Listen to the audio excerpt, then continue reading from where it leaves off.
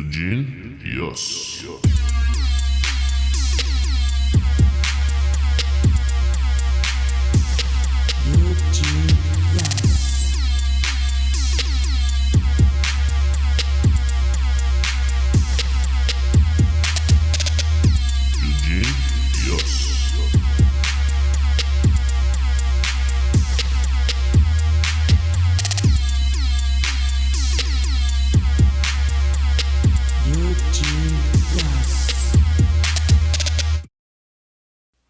You will get no more shots at the world television title. You were laying at home and you say you were nursing some bruised ribs. Maybe you were, maybe you weren't. I guess you need something to hide behind. Now, I'm not calling you a chicken, Steamboat, but a real athlete would not have missed this opportunity. Come on, you want to get Hey, hold it.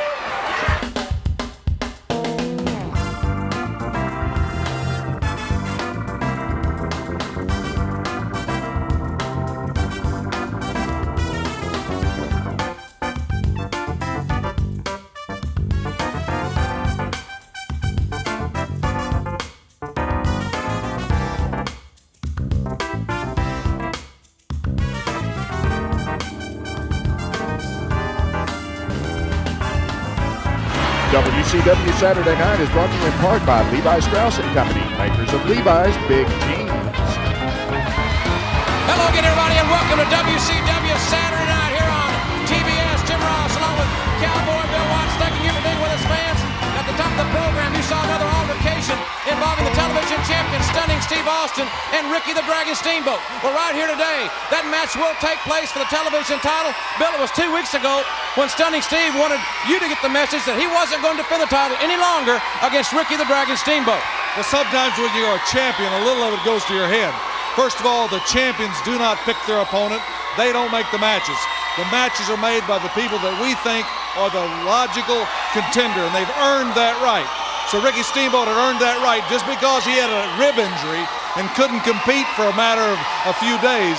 He didn't lose that right to that title match. So Ricky Steamboat will wrestle Stunning Steve Austin for the world's television title. And that'll be right here today, ladies and gentlemen. Plus, Bill, I understand that some fines have been levied to Nikita Koloff and Ravishing Rick Rude over a recent altercation that we're going to see a little bit later in this broadcast. That's right, we'll show the fans, but sometimes you have to find when it gets out of hand. We don't like that when they get into brawls in the dressing room. We want them to keep them in the ring. But right now, we got some great events featuring some light heavyweights. I'm really excited, so let's hook them up. Ladies and gentlemen, let's go to the ring for our first event on WCW Saturday Night. Ladies and gentlemen, the following contest is set for one fall. Introducing first, 226 pounds from Cincinnati, Ohio, Brian.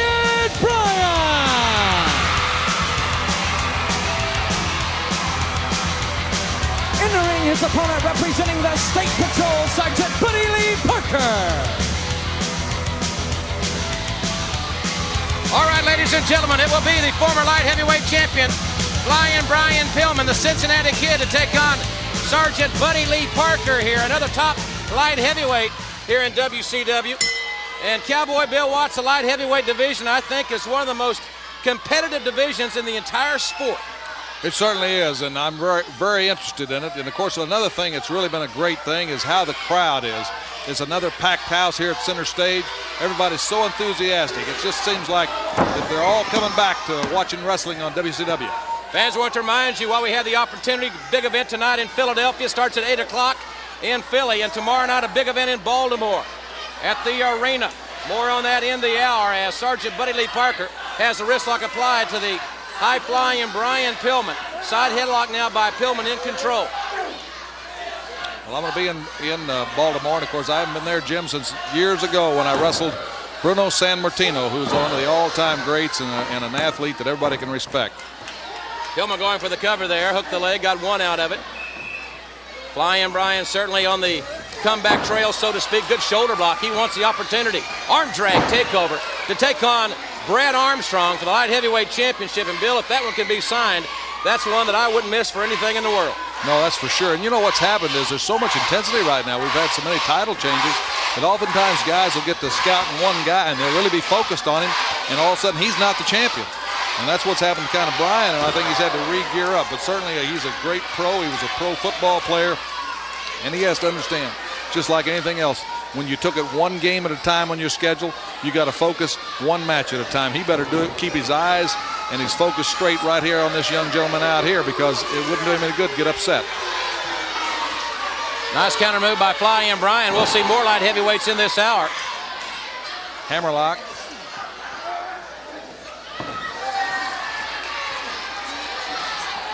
Nice reversal there, and then Brian sits out. Double wrist lock. Pillman, who won the Ed Block Courage Award for the Cincinnati Bengals. Each team gives an award each year to the most courageous athlete on their team, and he won it. And you got to look at some guys like Boomer Esiason and Anthony Munoz and many other great ones that Pillman beat out for that Courage Award. So this kid's got a lot of guts, but he's being tested right here. Tremendous forearms to the face there by Sergeant Buddy Lee Parker. Mark, short in stature, but he's a tough, tough competitor. Hip lock takeover by Fly-In Brian. And he kicked him right in the face. Great drop kick. Got him, good. Brian is so quick. As you see there, he was having to actually wait for Buddy Lee to get up to make his next move. When you got that kind of quickness, it's just like being sudden. And he has that tremendous explosion also. Pillman out with a lateral press, going for the cover, and he got two that time. Second near fall of the contest. Armbar takedown.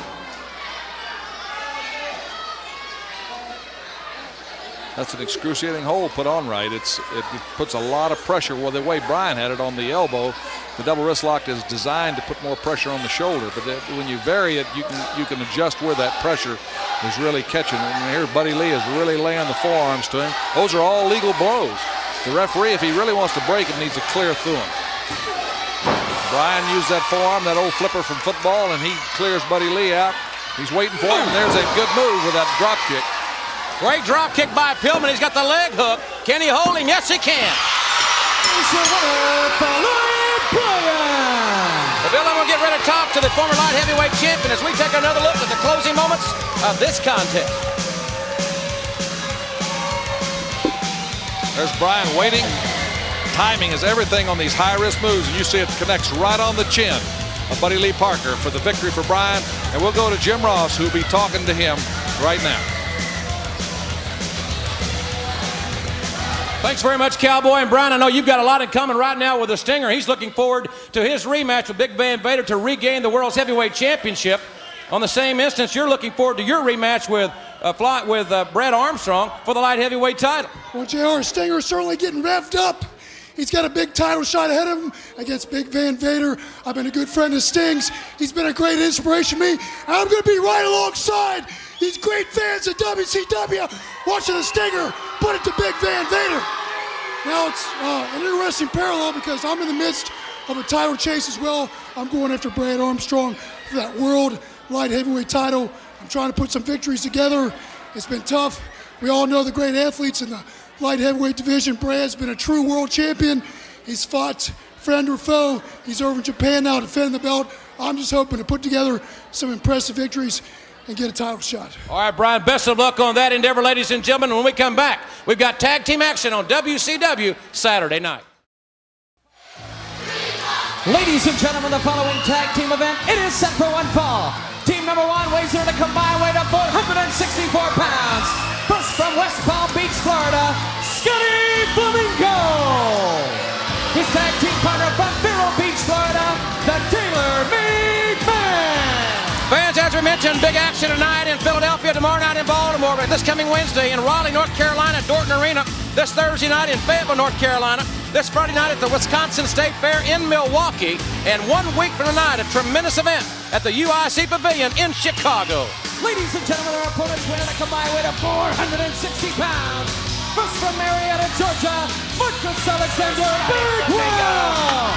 His tag team partner from Minneapolis, Minnesota, the Z-Man. 4 men in the light heavyweight division, referring to Bagwell, Z-Man, and Flamingo, along with the Taylor-Made Man. who's just over that 236-pound weight limit, Bill, at 238. This should be a very fast-paced contest. Certainly should. The beautiful thing about it, they're all in catch weights pretty close to the weight. Sometimes people wonder why you get the mismatches with a guy so badly outweighed. Well, when you go into the super heavyweight division, then there's no limit, and you have to face them if you're going to compete in that division. Of course, in amateur wrestling, the heavyweights, what, 286 is the limit? 285, yes. But years when Dr. Death competed and Rick Steiner competed, the heavyweights, I remember Mitch Shelton was about 420, Tab Thacker. They were some huge heavyweights in there, and the amazing thing is oftentimes the smaller heavyweights would be the champion. So it doesn't necessarily always guarantee you a victory just because you're bigger. Former light heavyweight champion Scotty Flamingo starting out with Marcus Alexander Bagwell. And Bagwell going right to work on the arm, makes the exchange with the Z-Man. Another tremendously popular young star here in WCW. Good move there. Kind of a duck under. Z-Man working on the wrist, makes another quick tag now to Bagwell. Good teamwork by these two thus far. Good forearm. A forearm smash when you're in close is more effective than a fist. You have a lot more power and less chance of injuring your hand.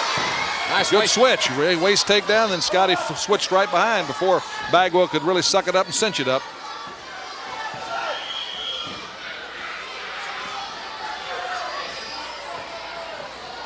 These guys are jockeying for position out there.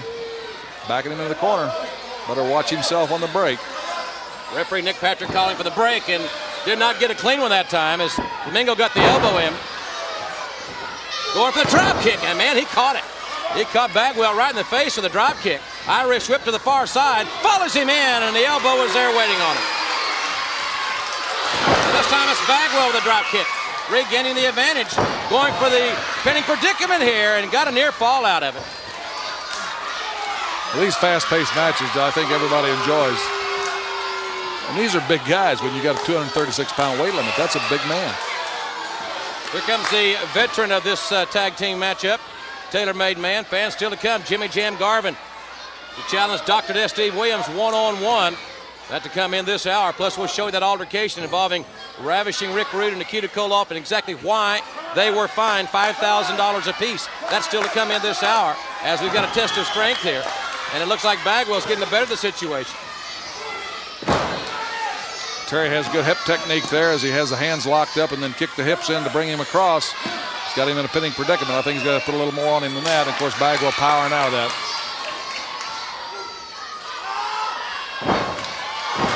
Bagwell taking Taylor down. Caught him the drop kick in the chest that time. And Taylor back up very quickly.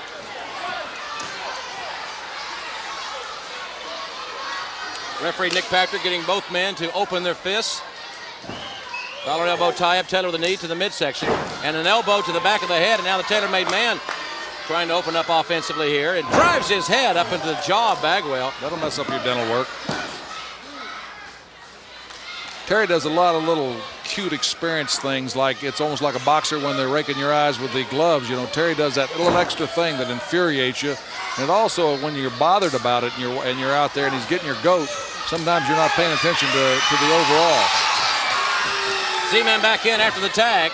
Again, taking Flamingo down, working on the arm, and takes it dangerously against the grain here. He's ripping it off there. Well, in professional wrestling, there's no rule as to how far you can go with that arm. You can take it on home with you if you're man enough. Good hip toss by Scotty, but quick move by Z-Man. Another good hip lock takedown. And the Z-Man going upstairs. Line hits it. Good move, and the tailor-made man finds one made for him. Drop kick on Flamingo. Another drop kick to the tailor-made man outside. And right now, Bagwell and Z-Man are ruling the roost here.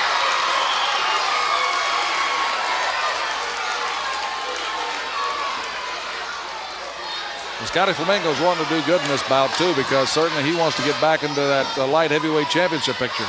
And Terry Taylor's close enough in the weight, it's no problem for him to make the weight either. So all four of these guys really want a good showing here on television.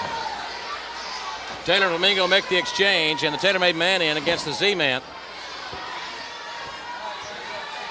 Taylor forcing Z-Man back into the corner and catches him with a headbutt on the break. And now got the right hand in. Caught him with the heel of the hand then.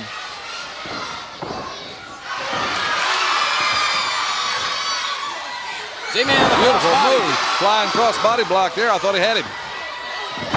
Spinning karate kick. And Z-Man may have him here. Hooks the leg, and Taylor in the ropes. A little too close to the ropes when he put that half Nelson in. And Terry Taylor wisely, again, that's the key to a veteran, is when he can keep the perspective of where he is in the ring, and he uses every bit of it.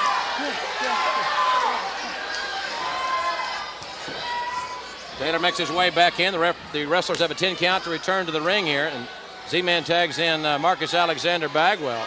So we'll see how Bagwell can fare now with the Taylor-made man.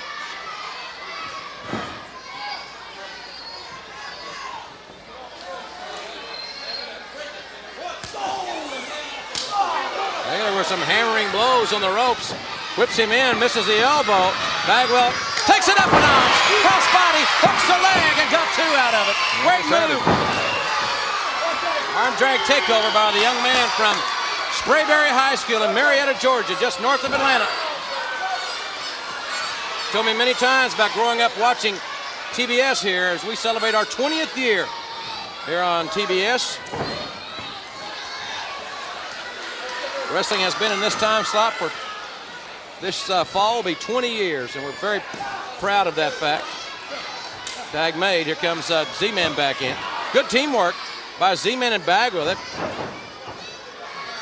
then go raking the eyes. And makes the tag. Tag is made behind him, yes. Z-Man unaware of the tag. And Flamingo with a cheap shot there. That's that neck breaker. Referee's got to put Bagwell out. Flamingo. I don't think that's a cheap shot. I think that was just a smart move on his part. I mean, they're supposed to still in there. They got a 4 or 5 count to get out. Use every bit of your time. That's just being aggressive. Taylor the knee. Drop to the head. And he got 2 that time. Very competitive contest here on WCW Saturday night. Taylor now tagging in Flamingo. You can almost sense they're trying to take it up a notch and put Z-Man away. Going for a suplex here on the block. Both arms are hooked. He's got him in a pinning predicament, and he got 2 that time. And Flamingo, well, they prevented the tag there. Z-Man wanted to make the tag, but Flamingo had something to say about that. And now the double team on the far side. Flamingo going for the cover. Again, trying to put the Z-Man away, who just will not quit.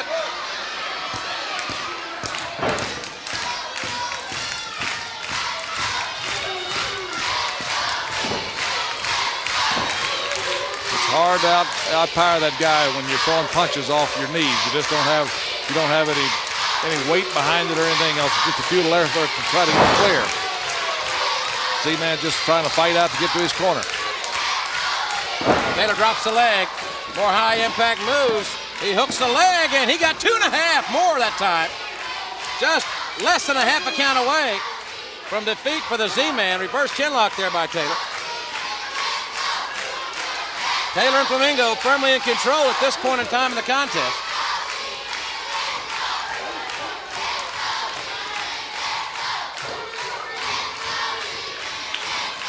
Z-Man coming up to the top wrist lock. Elbow to the ribs. Causes some separation there. And Taylor said a little early. That was a unique move. I don't even know how to describe that one. I think he was going for one move and it just got overextended and took the best shot he had out of a bad situation. He makes the tag, and Bagwell in. Bagwell nailing the Taylor-made man and Flamingo. Scoops up Taylor with a tremendous slam, and Bagwell on fire here.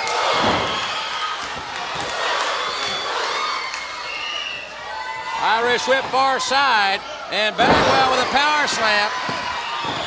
And got a near fall out of it. Flamingo knocked outside by Z-Man. He really got run over there.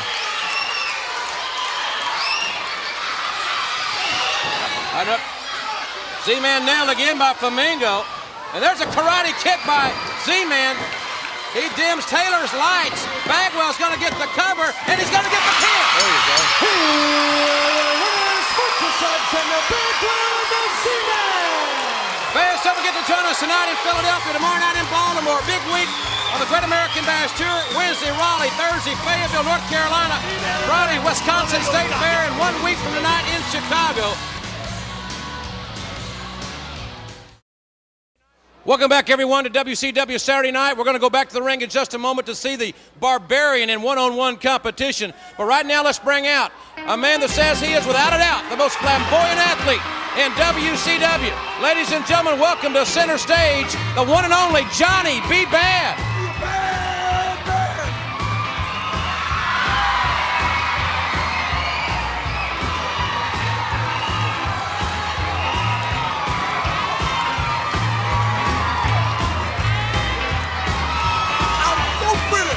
Johnny B. Bad making his way here to our interview area. The last time we talked about the Tutti Frutti just fitting Big Van Vader just right for the world title. Well, let me tell you something about the Tutti Frutti.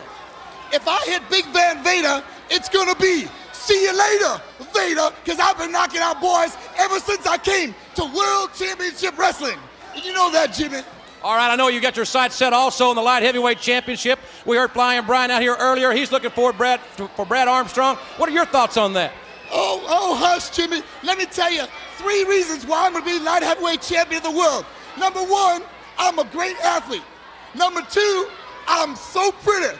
And number 3, I'm a bad man. All right, ladies and gentlemen, more comments from Johnny B. Bad. Let's go back up to Tony Gillum. Ladies and gentlemen, weighing in at 298 pounds from parts unknown, the Barbarian. In the ring, his opponent weighs in at 232 pounds from St. Paul, Minnesota, Chad Bird. All right, ladies and gentlemen, the Big Barbarian in one-on-one competition tomorrow in the main event with Tony Schiavone and Magnum TA. You'll see how the Barbarian and Dick Slater won the U.S. tag titles against the Freebirds. Plus, we'll have more on the violent altercation involving Rude and Koloff. But we talk about violence, Bill. This man personifies that. Well, when Johnny B. Bad was talking about being a bad man, I'm sure Johnny is, but that definitely is a bad man right there, too. Well, I thought about the last few days what a matchup it would be. Big Van Vader and the Barbarian for the WCW World Heavyweight title. A battle of big tough guys, and what a backbreaker.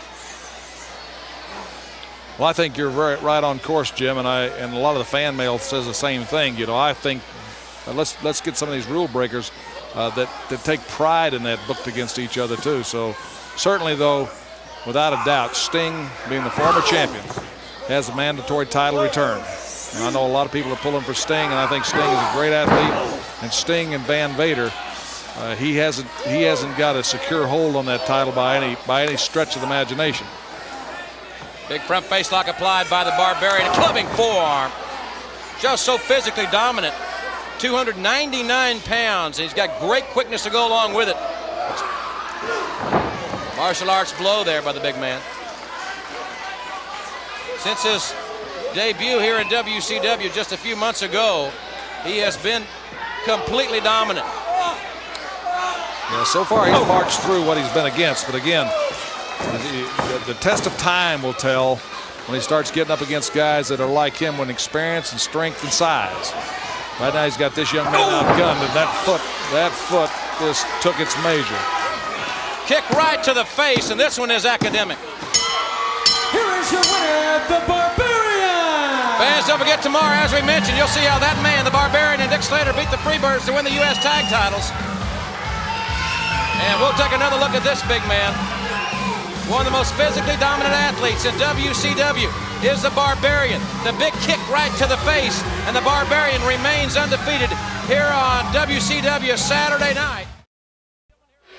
Thanks for staying with us, ladies and gentlemen, here on WCW Saturday night. As you heard at the top of the program, Nikita Koloff and Ravishing Rick Rude were fined $5,000 each for an altercation. You're going to see a highlight of that in a few moments, Bill, but this situation obviously has gotten out of hand.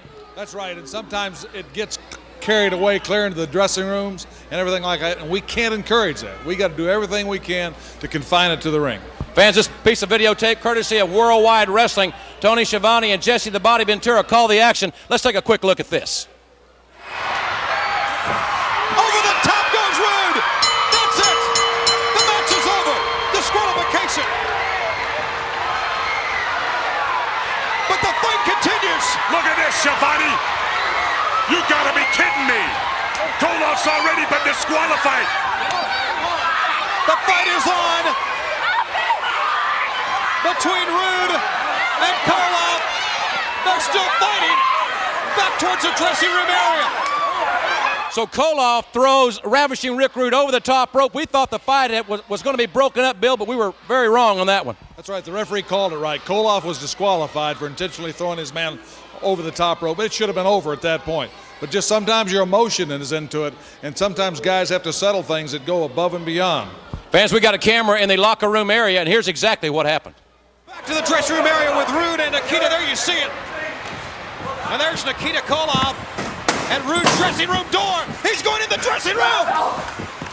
Look at this! They're going at it inside the dressing room. Nikita Koloff, but Koloff is in the wrong dressing room. Look at Terry Taylor. In the dressing room fighting. What a wild scene. Many wrestlers in. There's Wyndham finally and Van Hammer. Ron Simmons. This is an out-of-control brawl, Tony Schiavone. Well, Bill, it obviously was a chaotic situation in the locker room of Ravishing Rick Rude. Both men fined $5,000. That's a great deal of money. Well, it certainly is, but we're trying to get their attention. We're saying we won't tolerate that. And if that's not enough, we can always raise it. They're not going to carry the battle into the locker rooms and into the street. Well, it looks as if we're about to be joined by the United States Heavyweight Champion, Ravishing Rick Rude, and Medusa. How about this situation? Well. Bill Watts, your reputation precedes you. Inside the wrestling ring, you were a ferocious and dominating wrestler. Now it amazes me as head honcho of the WCW how you continue to carry your bullying tactics in the front office. Bill Watts, Cowboy Bill, upholder of law and justice. Well, that's just fine and dandy to me, but where my problem is it was Nikita Koloff who threw me over the top rope. It was Nikita Koloff who continued to fight down the aisle into the outer limits. And it was Nikita Koloff who barged into a restricted dressing room, my dressing room. Bill Watts, you're right. Nikita Koloff should be fined and fined heavily. But me, I didn't do anything wrong unless you call defending myself wrong. No, that's okay, Bill. That's okay. I'm going to pay your $5,000 fine. But for every dollar that goes towards your fine, I'm going to take out of Nikita Koloff's hide. And with 7 quarts of blood pumping through his Russian veins, that's going to amount to about $666 a quart. And it's going to be on your conscience, Watts. And one other thing while I have the floor here. I am the United States Heavyweight Champion, and I have been for quite some time. And you know quite well that makes me #1 in line for a shot at the World Heavyweight Champion. It don't matter if it's Big Van Vader. It don't matter if it's Sting. Bill Watts, you in the WCW owe me a shot at the title. Or you got some kind of conspiracy going against me? No, one thing he's right. He is going to pay the fine. And I know how innocent he is. I think we need to look at the U.S. title. It is the #1 contender. And maybe we better get him some tougher competition, too. All right, ladies and gentlemen, we'll be back with more on WCW Saturday Night right after this.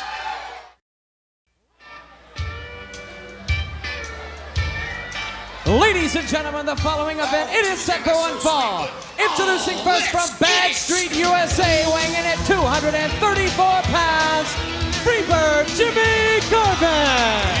Jimmy Jam Garvin making his way to the ring.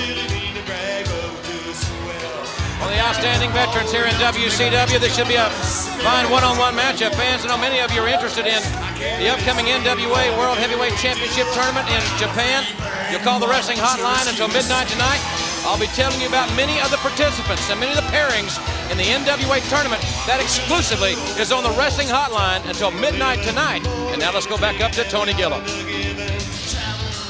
Ladies and gentlemen, his opponent, accompanied to the ring by his tag team partner, Terry Bam Bam Gordy, 1 half of the WCW and NWA World Tag Team Champions, weighing in at 270 pounds from Nagoya, Japan, Dr. Death, Steve Williams. Dr. Death Steve Williams in one-on-one competition here. Dr. Death and Terry Bam Bam Gordy have had extensive conversations with the WCW Championship Committee about getting their name on the contract to take on Big Van Vader. They don't feel like they've got enough gold, and certainly no prize in the game is richer than the WCW Heavyweight Championship of the world. Terry Bam Bam Gordy here at ringside to second Dr. Death Steve Williams. There's the NWA Tag Team Championship belt.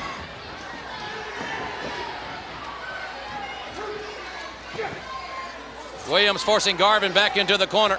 Dr. Death has great power and good officiating there by Mike Atkins stepping between them. And Jimmy Jam showing he's not intimidated. And Dr. Death, a double leg pickup, comes right at him with a fist. Irish whip right at you here. Dr. Death in the three-point stance, but Garvin was waiting for him. He was prepared for that one. Garvin back with the right hand. Garvin side headlock now in control of this one-on-one event. We know that Dr. Death Steve Williams and Terry Bam Bam Gordy, and there's a look at Bam Bam, have many open contracts signed, and we know the Steiner brothers want their name on the contract, as does Rhodes and Wyndham, not to mention great team of Ricky the Dragon Steamboat and Nikita Koloff, just to mention two of the great teams, or three of the great teams that want to meet Williams and Gordy for the Tag Team Championship of the world.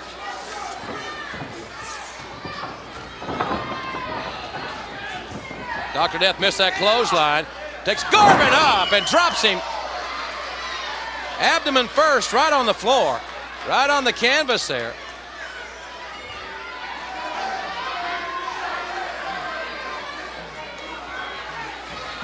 Doc measures Garvin and catches him with a kick to the flat of the foot. And now one with the instep. That's a legal maneuver. It is painful and legal for that matter. Fans still to come in this hour, don't forget. Steamboat will challenge Austin for the TV title. Both arms hooked into a suplex. Dr. Death, a four-time Wrestling All-American, as we have talked about on many occasions here.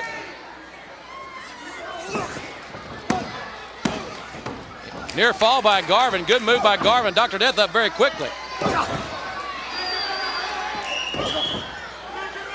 Williams is such a machine. I've never seen a tag team like Williams and Gordy just come in and do what fans said could not be done by one team.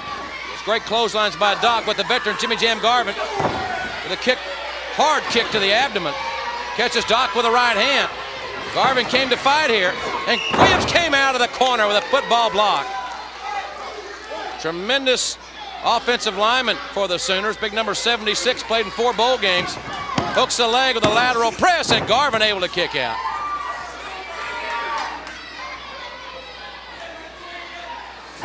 Doc with that front face lock, got it rinsed in very tightly and very deeply. We're going to see the Steiner brothers still to come in this broadcast. And no doubt they are in intense preparation for their rematch with Williams and Gordy.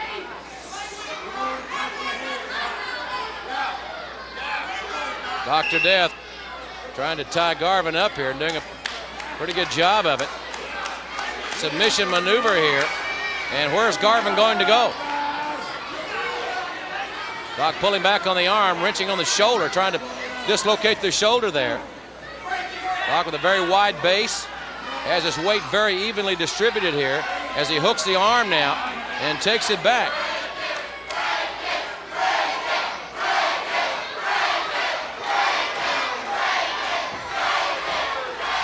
Garvin trying to think of some way to come out of this one. It's obvious he can't stay in that position very much longer. Williams trying to dislocate the shoulder, as you can see, taking it against the grain. I want to thank all the fans for all the nice things about that they've said about the Atlanta Falcons.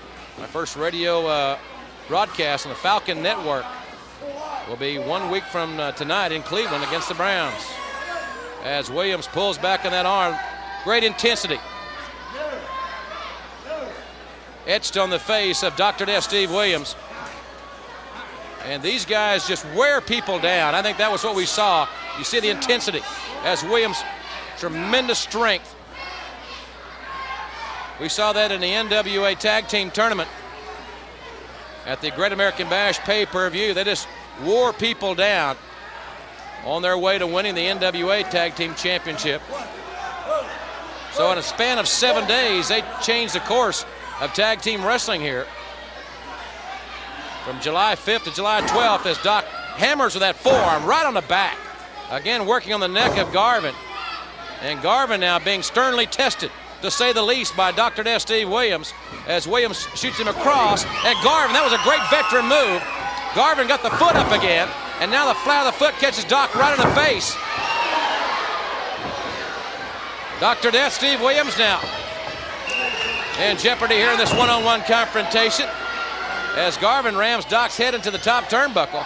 Snap mare takes him over, and Garvin now desperately reaching for that reverse chin lock, trying to keep Dr. Death Steve Williams at bay. Doc trying to turn against the pressure, as you can see. Williams has great strength, and so oftentimes you see a man with a great strength advantage. You want to mat wrestling. I don't know if that's a great idea with Doc because he's got such a great amateur background.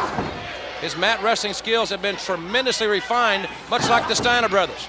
As Doc comes back again, the flat of the foot, that's a legal maneuver. It's brutal indeed, but it is a legal maneuver. Tremendous forearm smash.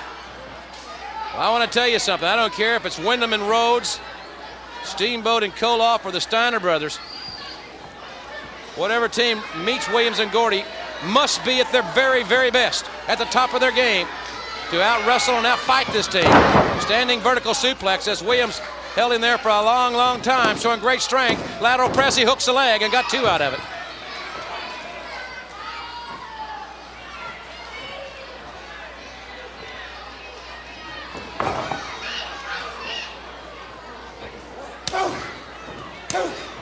Hear those chops by Dr. Death finding their mark.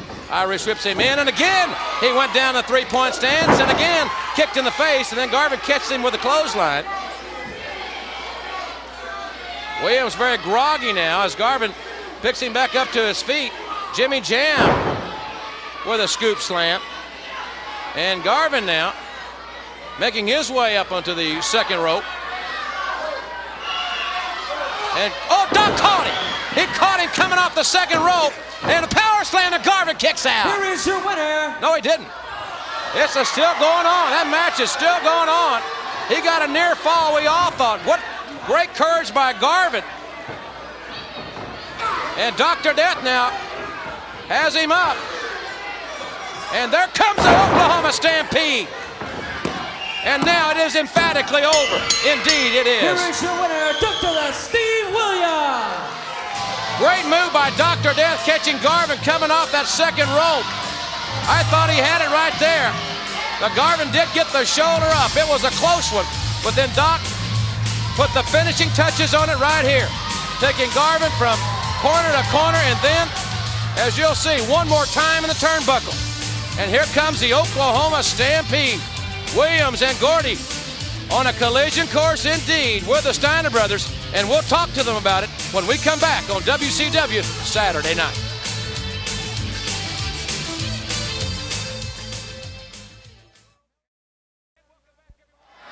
And welcome back, everyone, to WCW Saturday Night. Everybody is looking forward to the rematch. Terry Bam Bam Gordy and Dr. Death Steve Williams have put the world titles on the line against the Steiner brothers, but I understand you gentlemen have also talked to the promoters, either one of you, to take on Big Van Vader for the world title.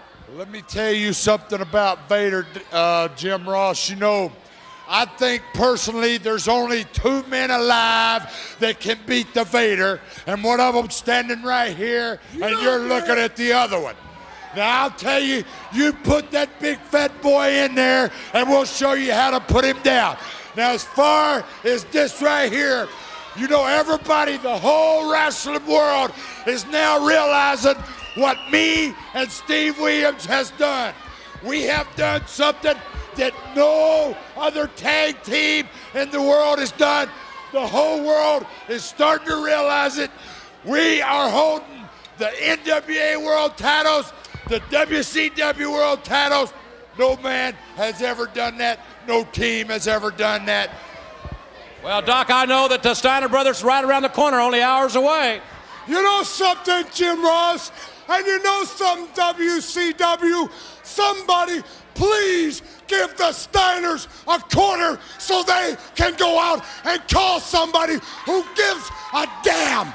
And for you, Ricky Steamboat, if you can't play with the big dogs, then stay on the porch. And for you, Vader, you see the two toughest men in the world. All right, ladies and gentlemen, some strong comments from Williams and Gordy. And right now, let's go up to the ring, the Steiner brothers in tag team competition. Ladies and gentlemen, the following tag team event, it is set for one fall. Team number one weighs in a combined weight of 510 pounds. From Detroit, Michigan, Rick and Scott Steiner, the Steiner brothers. In the ring, their opponents weigh in a combined weight of 461 pounds. First from Cheyenne, Wyoming, Mike Thor. And from Providence, Rhode Island, Denny Deese. All right, ladies and gentlemen, the Steiner brothers here in tag team action.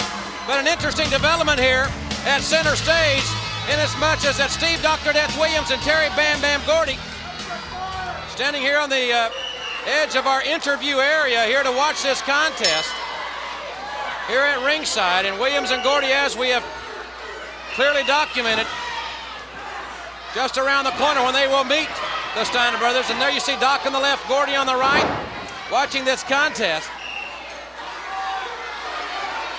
Steiner brothers have been training extremely hard for their rematch. They know that they may be given only the one opportunity by the champions. Double leg pickup there. Scotty trying to turn him for a Boston Crab, and Sid ties up the legs here.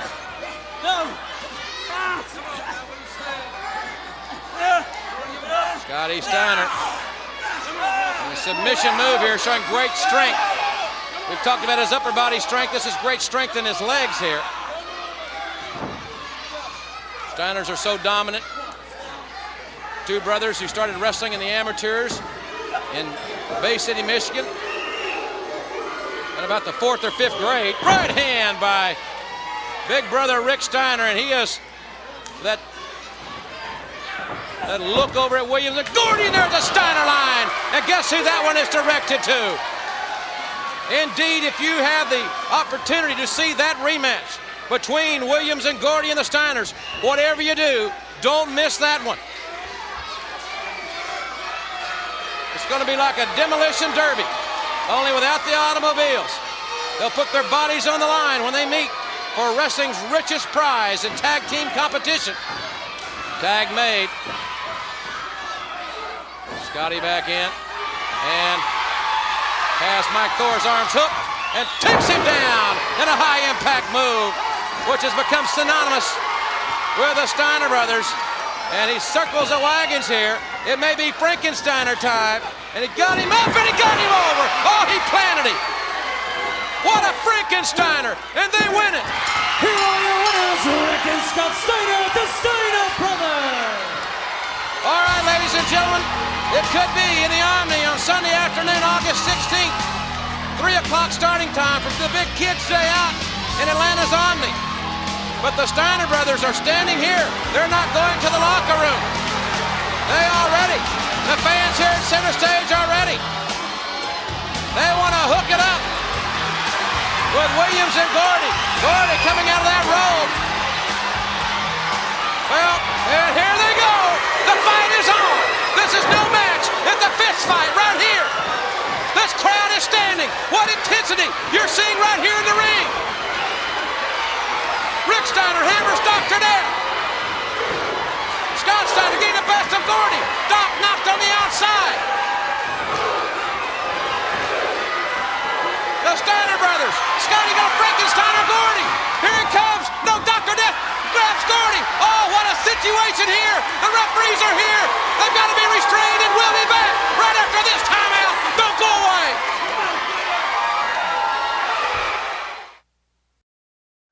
Thanks for staying with us, everyone, here on WCW Saturday Night. Order being restored by the officials and Grizzly Smith and many others in that Steiner Dr. Death situation. They've got their sights set on the World Tag Team Championship. I understand you've got your sights set on Big Van Vader. The way I see it, Jim, it's just too bad they could have handed out 2 championship belts at the Great American Bash. One for Big Van Vader because he did defeat Sting 1, 2, 3 to become the new champion. But a second one to Cactus Jack because I made it possible. Think back, if you will, to Beach Blast, June 20th. Sting in a match where falls counted anywhere. I battered your body and haunted your mind and took your mind off that title just long enough so that a monster like Big Van Vader could step in and make you an ex-champion. So Big Van Vader, my point is simple. You owe me! You owe me! Not a handshake, and not a thank you, but something that nobody else has ever had the guts to give me. A title shot. Think about it, matchmaking committee, and thinking about it good. You've got Big Van Vader, the irresistible force, meeting the immovable object. Who will prevail? I don't know. Cactus Jack, world champion. It's got a nice ring to it. Bang, bang! I don't know who'd win it either, but I'd like to see it. Fans, let's go up to Tony Gillum. Ladies and gentlemen, the following contest, it is set for one fall. Introducing first from New York City, weighing in at 271 pounds, heavy metal, Van Hammer!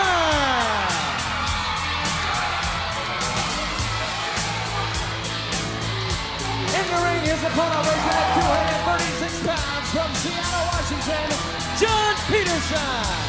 Heavy Metal Van Hammer getting them off their feet here at center stage, and Cactus Jack has remained with us here. And Cactus, it looks as if Heavy Metal Van Hammer is turning this crowd on, perhaps only as he can do.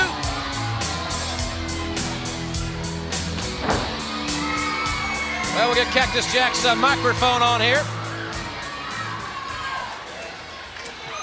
Referee Randy Anderson calls for the bell.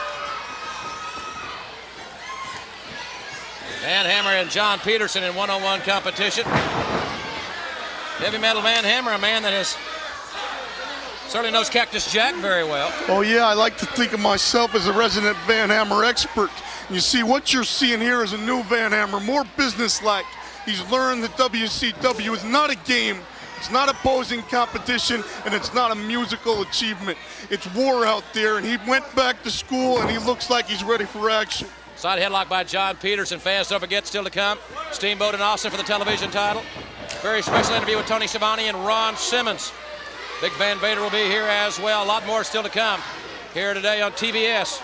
See, Peterson's taking the wrong route here. You don't try to take Van Hammer apart with muscle because John Peterson's lacking in that department. Do what I did, John. Take apart his mind and the body shall follow. You'll see. Collar and elbow tie up. Big Van Vader, or Big Van Hammer rather, excuse me, forcing Peterson back into the corner. Well, he is a big man, Jim. He is a big man. And like I said, John Peterson is not going to beat that big man in that way. See, Van Hammer, he's got leverage. Picking up like a child. Impressive backbreaker. Showing great strength. Heavy Metal Van Hammer, 271 from New York City. Well, great strength is always one thing he has shown. What he hasn't shown is a great amount of determination to be something more than a poster boy. And let's see if he can change that. You see, he's playing with the crowd, Jim. He's playing with the crowd, and you're not going to win championships that way. You may meet girls, but you're not going to become a serious title contender. Powerful Irish whip, and Peterson in trouble holding his lower back.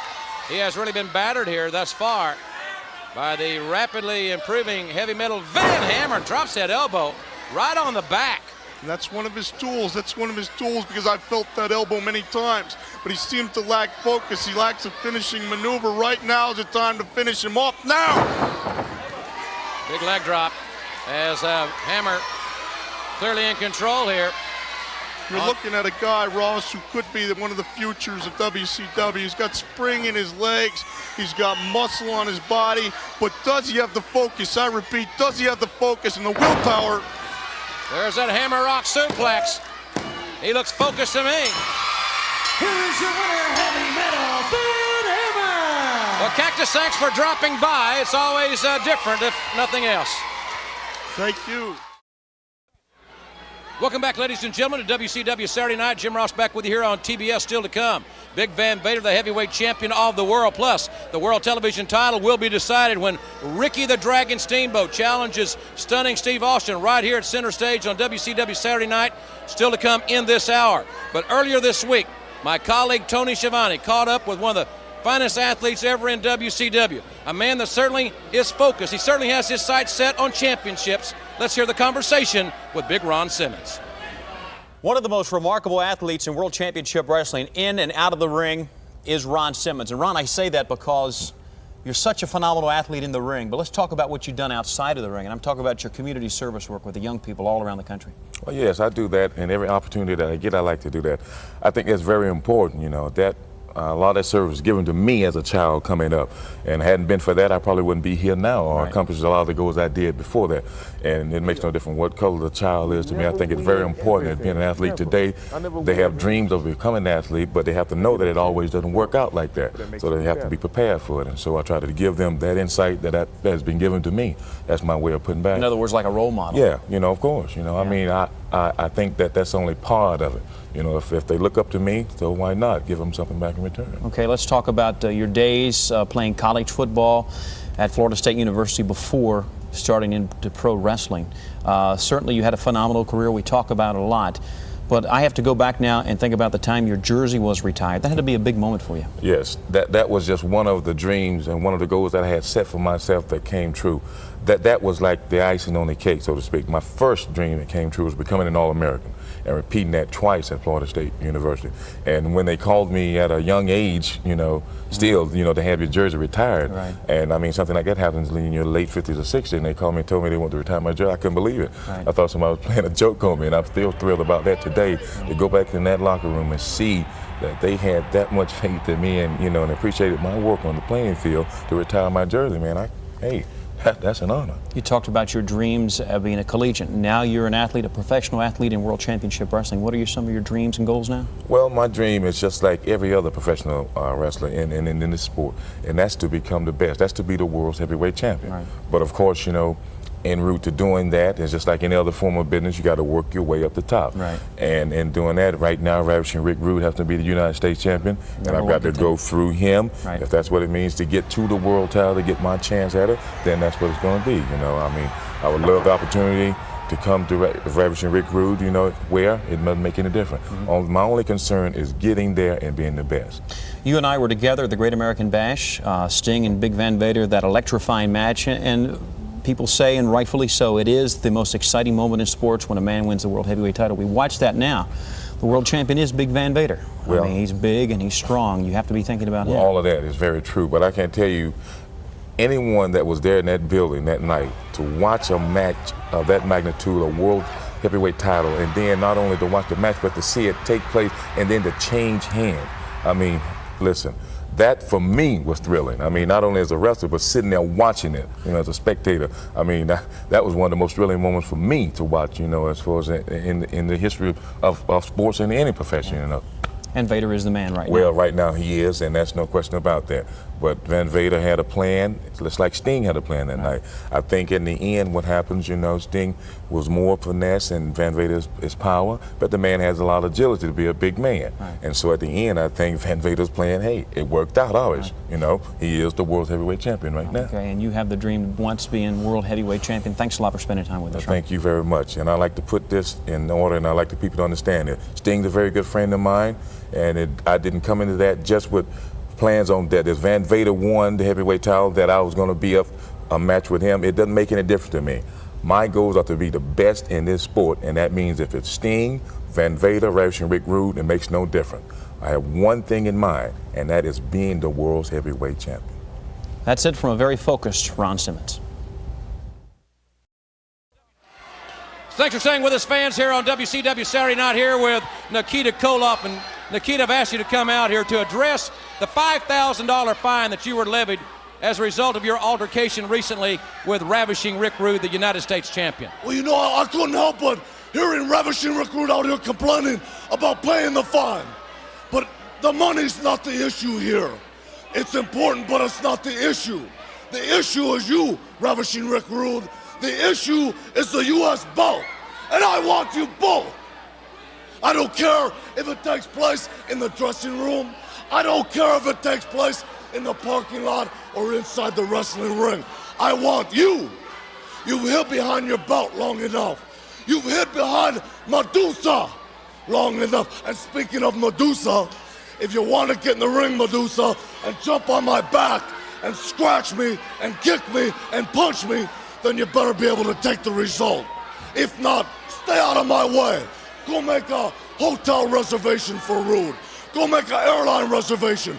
Get his water or be his slave, but stay out of my way. Rick Rude, it doesn't take long to beat you.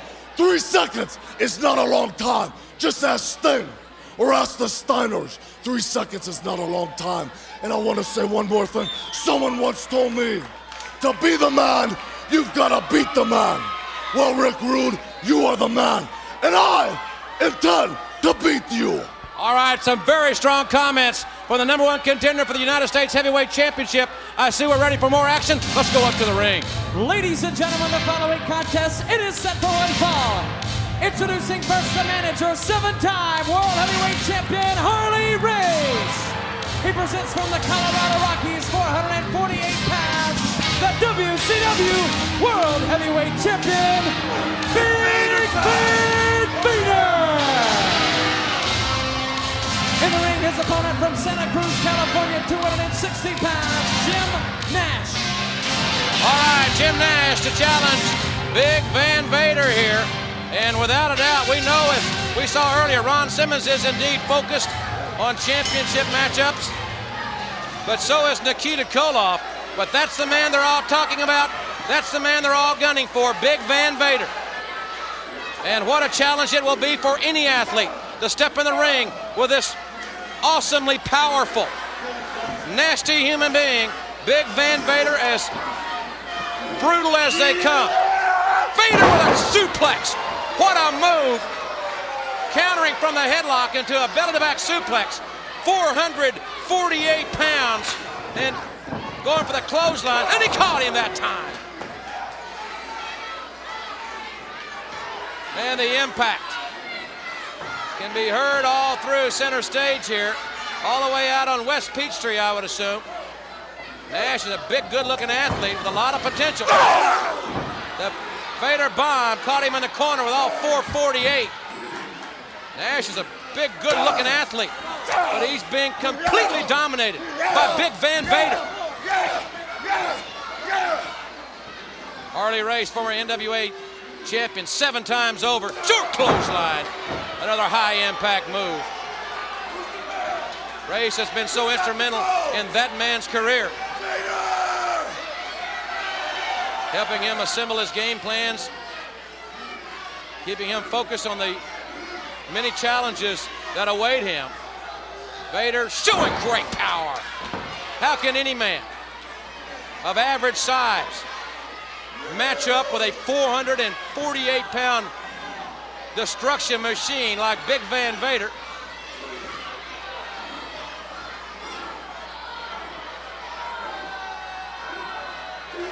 Vader picks him up and power bombs him. Exactly how he won the championship. I know Sting, who is here, we'll talk to him a little bit later, is watching this one back in the locker room. And there's that big splash. 448 caving in his chest, and the champion wins it easily. It's your winner, the WCW World Heavyweight Champion, Big Van Vader. Fans, wherever it may be, it could be tomorrow night in Baltimore, Raleigh, North Carolina on Wednesday, Fayetteville, North Carolina Thursday, the Wisconsin State Fair this coming Friday, or 1 week from tonight in Chicago. If you get the opportunity to see this powerful athlete, Big Van Vader, don't miss it. A lot of guys want the opportunity, but first in line is the Stinger. And when we come back, we'll talk to the former heavyweight champion of the world right after this timeout.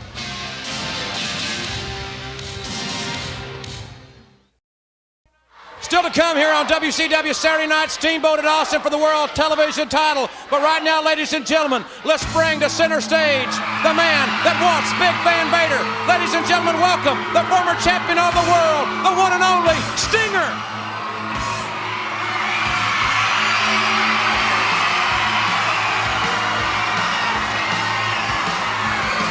As you heard last week, ladies and gentlemen, the Stinger is still focused. He is still positive about his upcoming rematch with Big Van Vader for the heavyweight championship of the world. He doesn't care where it is. Could be in Philadelphia tonight. It could be in Baltimore, Maryland, at the arena tomorrow night. He just doesn't care. What a one-on-one matchup it will be. And in just a moment or two, we'll be talking to this charismatic athlete, still the most popular man in WCW. From Venice Beach, California. All right, Stinger. Which side do you want me on, Rossi? Any side you want to be on, you're just right around the corner with Vader. Here, I'm sorry to interrupt, Rossi, but what I've done is just kicked it up not one, but 2 notches. That's right, so Vader, you better watch out, because I'm ready to, can I say this on the air? I'm ready to kick some booty, and I know that's what I got to do, and I know I got to turn it up 1, 2, 3, 4, 5 notches. Maybe even a 6th when I start listening out there, Vader. I'm coming for you. All right, the Stinger and Vader. Days away, ladies and gentlemen, and let's go back up to our ring announcer, Tony Gello. From Charlotte, North Carolina, weighing in at 241 pounds, Ricky the Dragon Steamboat.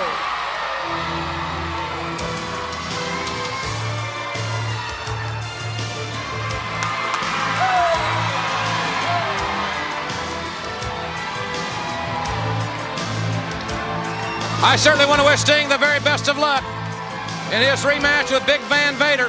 But there's a man, Ricky the Dragon Steamboat, who will challenge Stunning Steve Austin for the television title. It was here 2 weeks ago when Austin said emphatically after defeating Larry Zbyszko that Steamboat missed his opportunity due to those injured ribs that man sustained at the Great American Bash against Williams and Gordy. He has those ribs taped up. He's here to compete. He's earned his opportunity. He's going to get it right here on WCW Saturday night.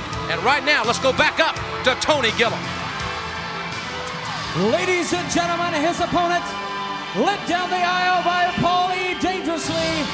He's the current WCW World Television Champion, weighing in at 269 pounds, from Hollywood, California, Stunning Steve Austin. Stunning Steve Austin. A man that many consider, I've said it before, the greatest television champion ever in WCW. But as you heard Cowboy Bill Watts say, the wrestlers are not going to call their shots. If a man the caliber of Ricky the Dragon Steamboat has earned the opportunity to wrestle for a championship, he's going to get that opportunity. And that's exactly what we're about to see here today on TBS.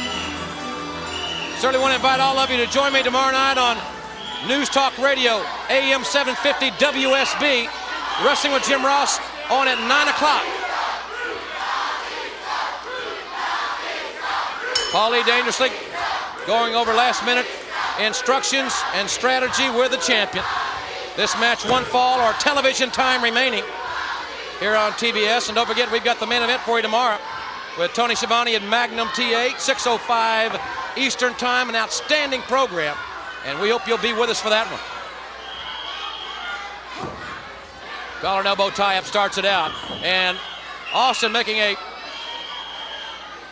attempt to get to the ribs already here in the contest. Certainly doesn't take a chemist to figure out that Austin's going to focus on the ribs if he's able. Steamboat knows that full well. But he passed his physical. He said he was ready for it here. Steamboat with the advantage. Referee calling for a clean break, and he got one from Steamboat, but Austin tried that cheap shot coming out of the corner again, focusing on the ribs.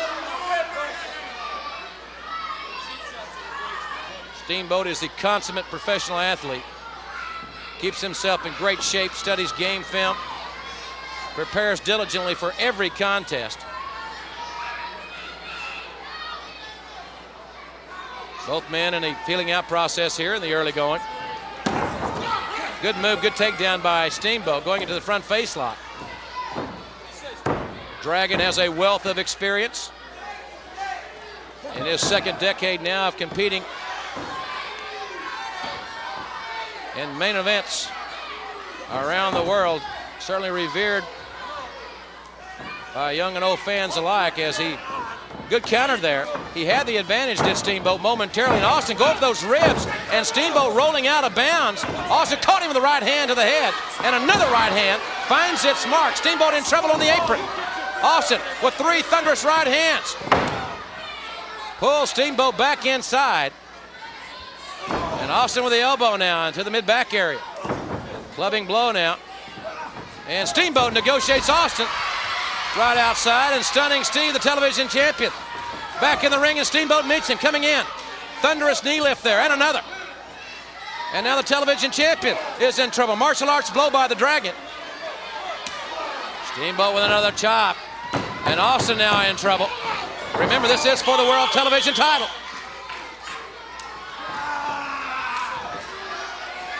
Steamboat with that wide base. Have the arm barred there as we take a good look at the television champion stunning Steve Austin.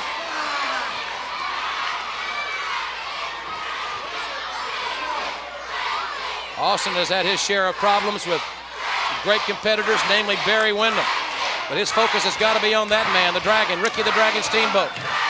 Born in Hawaii, now currently living in Charlotte, North Carolina.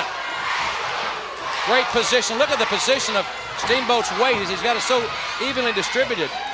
Using his leverage and great technique to punish stunning Steve Austin. As he puts tremendous pressure on the elbow, the insertion at the elbow. Also great pressure on the shoulder. High stakes matchup here, because with the championship, as does any championship, comes a great deal of financial opportunity. Steamboat certainly no stranger to that. Former world's champion, former U.S. champion, world tag champion, he's held them all. Good counter move by Austin, going back to the wrist lock. Steamboat counters though. Great move by the Dragon, side headlock takeover. And right now, well, Austin with a good counter into the head scissors. He's about to say he's keeping Austin away from his ribs. And Steamboat in a pinning predicament, but right there, Austin got that right hand in. Finding Steamboat's ribs exposed there. Steamboat with a cradle and got 2 out of it. He's so quick. Arm drag takeover. And the Dragon takes the champion of the world back down. Steamboat rubbing those ribs. Any of you that have ever had a broken rib or cracked ribs know exactly the pain he's going through. Very, very difficult to even take a deep breath. He buries a knee to that shoulder. Seemingly that is his focus, the shoulder and the arm. Thus far in the matchup for the World Television title.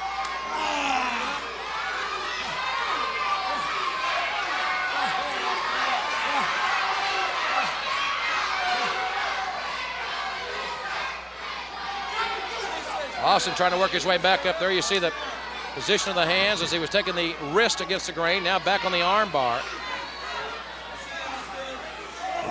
Right hand by stunning Steve Austin. And another right hand to the head. Steamboat about to relinquish his control as Austin tried to take him to the corner. Steamboat walked the ropes and takes the champion back down. Certainly want to thank you fans for allowing us to be a part of your Saturday as we kick off the month of August here with this red hot broadcast. And we hope you'll join again, as we mentioned earlier, Tony and Magnum for the main event tomorrow here on TBS, 5:05 Central, 6:05 Eastern, as Steamboat continues to put tremendous pressure on the arms of stunning Steve Austin. And Austin again finds himself working his way back up to a vertical base. Austin shoots Steamboat to the side. Steamboat stopped it, but doesn't have a lot of mobility. Oh my, what a clothesline. Well, I thought his ribs were going to restrict some of his movement. Looked like it did momentarily, but the Dragon sucked it up and goes right back to work on the arm. Steamboat weighed in at 237, the champion at 254. A 17-pound weight advantage for Austin. But look at the great technique that we're seeing displayed here by Steamboat, who really seems to be on the top of his game right here, injury or not.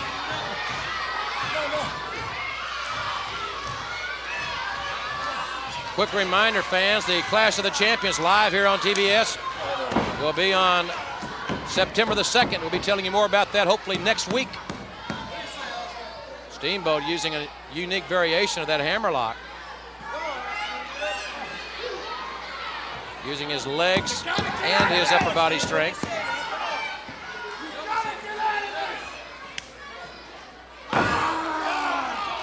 Dangerously rather overstating the obvious here, in that he mentioned you've got to get out of this. Rather obvious. I'm sure Austin has thought of that long ago. I've got to get out of this. But it's easier, of course, said than done with Steamboat, the consummate tactician. And Dangerously certainly not pleased with the way things have gone thus far in this event. Steamboat continuing to focus on that shoulder and the arm. Dropping the knee right into the elbow joint there. Great camera work. You saw Steamboat's right knee drive into the elbow there. Austin, who is a master of the stun gun, but to execute the stun gun, you've got to be vertical. And he is far from that right now. Great strategy. Great game plan as we're seeing it unfold here by the challenger for the television championship. And Austin up with a rake of the eyes. And Austin now, the elbow to the back of Steamboat's head. And Steamboat fights back with a chop. A kick to the chest now. And the Dragon back to work. Arm Dragon twist sends Austin to the corner. Shoulder first into the turnbuckle. And now Steamboat using the top rope as a leverage point. Trying to separate the shoulder there. Austin caught him coming in. Comes back with a right hand of his own now. Irish whip, far side, Steamboat aboard the elbow. Great agility by Austin. And good drop toe hold by Ricky the Dragon Steamboat. Back into the arm bar. Well, ladies and gentlemen, we've got to take a commercial break. We will keep our cameras taping here. If a decision is rendered during the timeout, we'll show you as soon as we come back on TBS. Austin continues to hammer away at the ribs of Ricky the Dragon Steamboat. Welcome back, everyone, to WCW Saturday Night. Jim Ross back with you. This matchup for the WCW World Television Championship.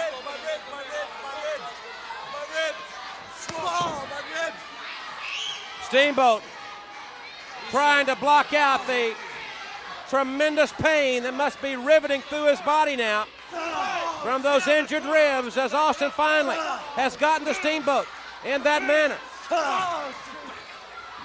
As we mentioned, this match was scheduled to take place 2 weeks ago. But because Steamboat was injured in the NWA Tag Team Tournament, it had to be postponed until today. And we're happier with us here on TBS. Shoulder lock by stunning Steve Austin. And quite frankly, it may be now just a matter of time. How long can Steamboat hold on? He got the foot in. The Dragon now going up to the second rope, but he's caught coming off. The television champion of the world with a big-time offensive move there, catching Steamboat coming off the second turnbuckle. Fans, don't forget on the Wrestling Hotline, we'll tell you about the NWA tournament, the 16 men that have entered. As Austin executes that bear hug, also on the hotline until midnight tonight. You'll see a lot of new faces in the next few weeks as far as WCW broadcasters are concerned, and we will have that on the hotline until midnight tonight as well. Steamboat hammers away. We had some interesting news last week about Hulk Hogan. He's back on the hotline this week, so the hotline is, as usual, red hot and controversial until midnight tonight as Austin goes to work trying to take that protective wrapping and finally does so off the ribs of Ricky the Dragon Steamboat. Austin with a vicious kick.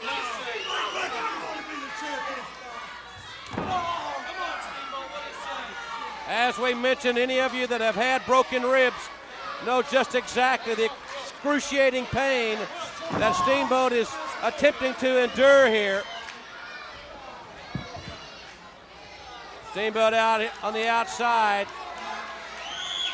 Referee Nick Patrick having some words with Stunning Steve Austin, but it's Austin. Oh, he rammed Steamboat right into the edge of the ring. Steamboat's ribs with great impact, striking the edge of the ring here at center stage on West Peachtree in Atlanta. And again, Austin ramming the knee right into the ribs again. Front face lock. Steamboat out here on the apron. Brought from the outside, backhand, and a suplex that jars not only his vertebra, but shakes up the ribs as well. Lateral press. And Austin hooked the leg, but got two.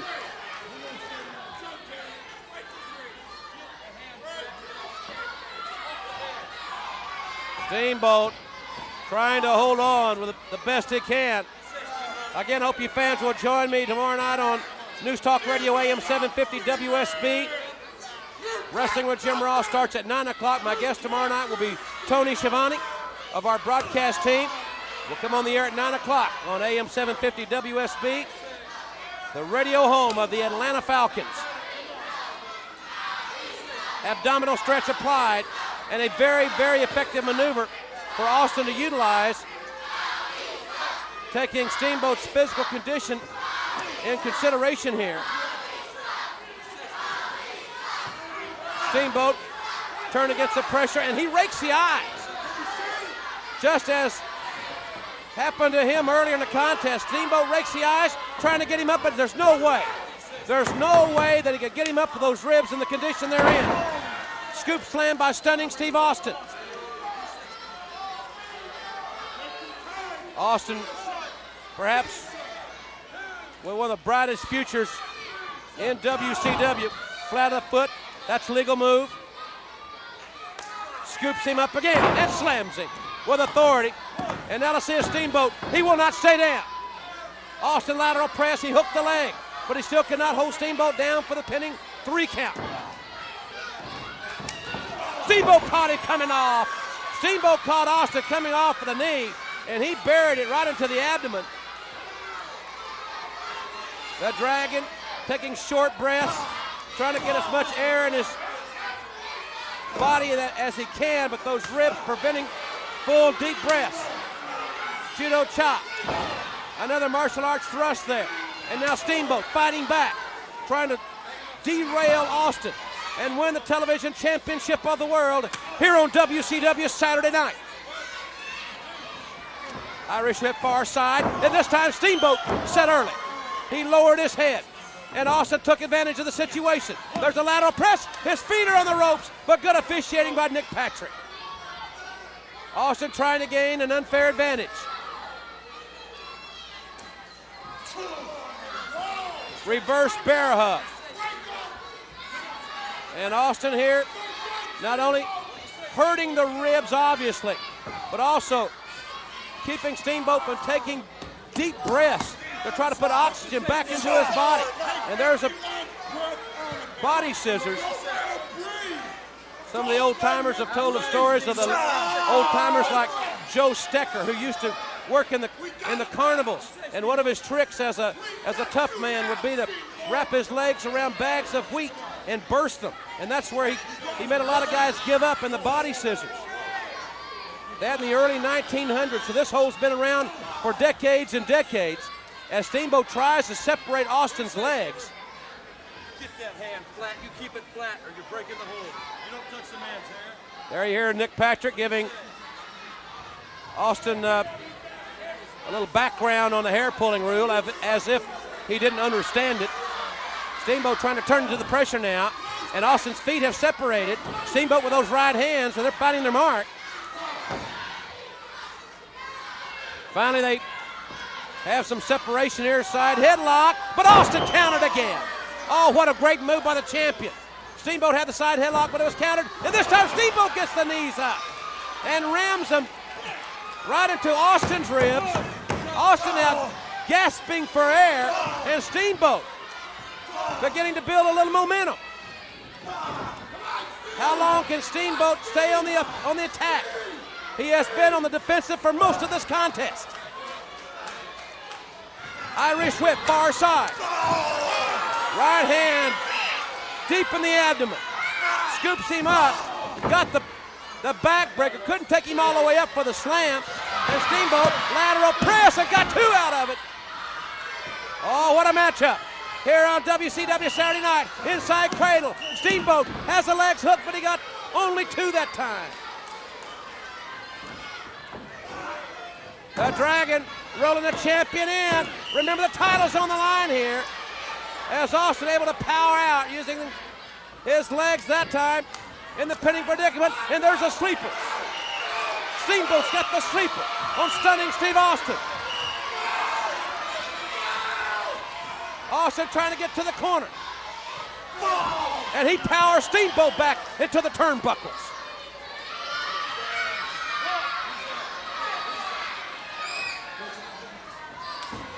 Reversal, Irish whip. Steamboat tried martial arts. Oh, they ran together and their heads cracked. Like 2 rams on the insurance commercial. Their headlights are dimmed here. Dangerously up on the apron. And Dangerously just threw something into the ring. Dangerously just threw something. There you see it. It looks like some sort of object. Austin trying to get it. But Steamboat has it. Steamboat used it. Steamboat got the object. He used it. Austin is out of it. And Steamboat's going to win it. Ladies and gentlemen, here is your winner and new World Television Champion, Ricky the Dragon. Well, wait just a minute. The referee sees it looks like some object on Steamboat's hand.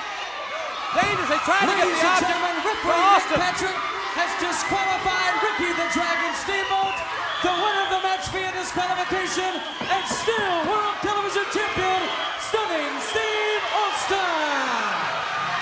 Well, Dangerously tried to get the object to Austin. Steamboat got it, and he used it, as you will see right here. Boom, right there it is. Austin is out of it, but there you see Steamboat's right hand. The referee had no other alternative but to reverse the decision, but I know we have not heard the last of this situation. Well, as I said, we haven't heard the last of this situation. It was obvious that you were trying to get that object to stunning Steve Austin. I think Steamboat deserves a rematch. I understand there's another big tag team event signed here for next week involving 2 of your men. Speaking of tag teams, next week on this very program, I'm going to let the whole world know what my lawyers are consummating right now, and that's a very important deal involving the Dangerous Alliance, Dr. Death, and Terry Bam Bam Gordy. But next week, also on this very program, Arn Anderson and Bobby Eaton, against my better judgment, have accepted a match against Larry Zbyszko and Flying Brian, where the top rope rule has been waived. Now people are saying, hey, Paulie, why you bitching? Bobby Eaton's the best in the world at coming up the top rope. But that's Flying Brian's whole arsenal. And with Larry Zbyszko, who knows the Dangerous Alliance better than anybody else, guiding Flying Brian's aerial maneuvers, that gives them the decided advantage. But what we're about is turning the rule book against you, turning those loopholes against you. And remember, Larry Zbyszko, tell Flying Brian, the higher you fly, the harder you crash. And when you crash next week, Arn and Bobby will assure you there will be no survivors. All right, ladies and gentlemen, don't forget to join Tony Schiavone and Magnum TA tomorrow on the main event. We'll see you then, ladies and gentlemen.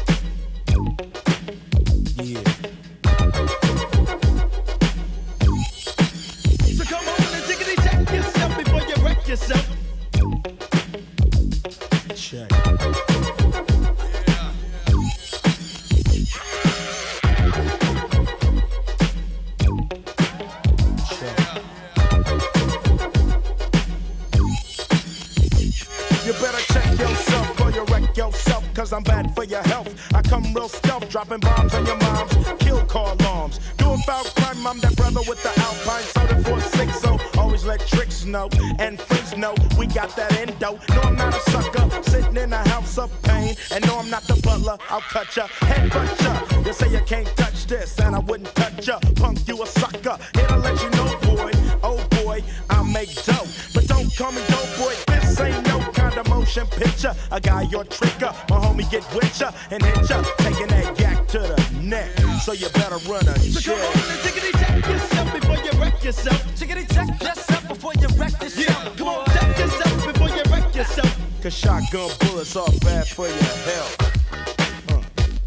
Jiggy check. Yeah, that's right. Jiggy check.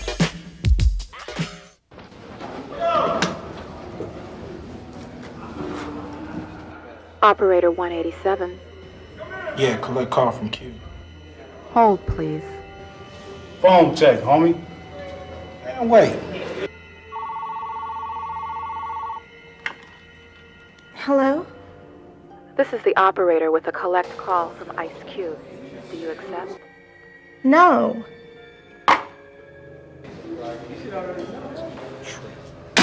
Phone check, huh? Shout, man.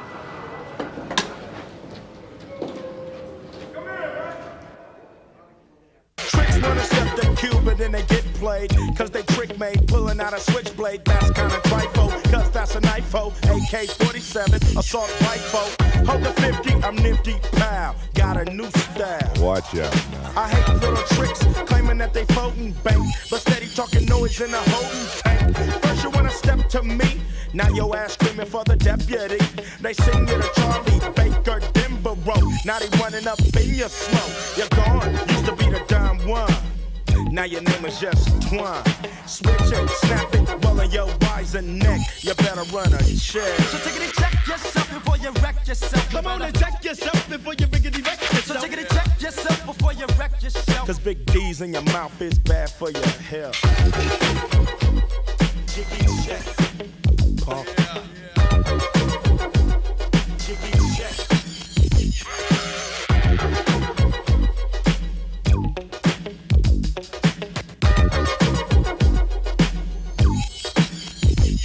If you foul, you better run a make on that license plate. You could've had a V8 instead of a .38 slug to your cranium. I got 6 and I'm aiming them.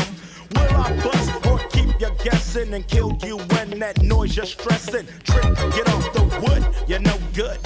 There goes the neighborhood rap. Go ahead and keep your draws, giving up the claps. And who needs applause at a time like this? Pop the coochie in your dent. The trick is a Miami hurricane head. Sprung, people call her lips and lungs. Nappy duck out, and you're stuck out. Cause women like you gets no respect. Trick, you better run a check. So take it, check yourself before you wreck yourself. So take it, check yourself before you wreck yourself. Come on and check yourself before you riggedy wreck yourself. Cause tricks like you is bad for my health. Jiggy check. Pump your brakes. Jiggy check. Yeah. So take it, check yourself before you wreck yourself. So take it, check yourself before you wreck yourself. Come on and check yourself before you riggedy wreck yourself. So take it, check yourself before you wreck yourself. So take it, check yourself before you wreck yourself. Come on and check yourself before you riggedy wreck yourself. Yo, 9 Trey remix on the old school tip. That's how we coming. It's like a jungle sometimes. It makes me wonder how I keep from going under. Yep.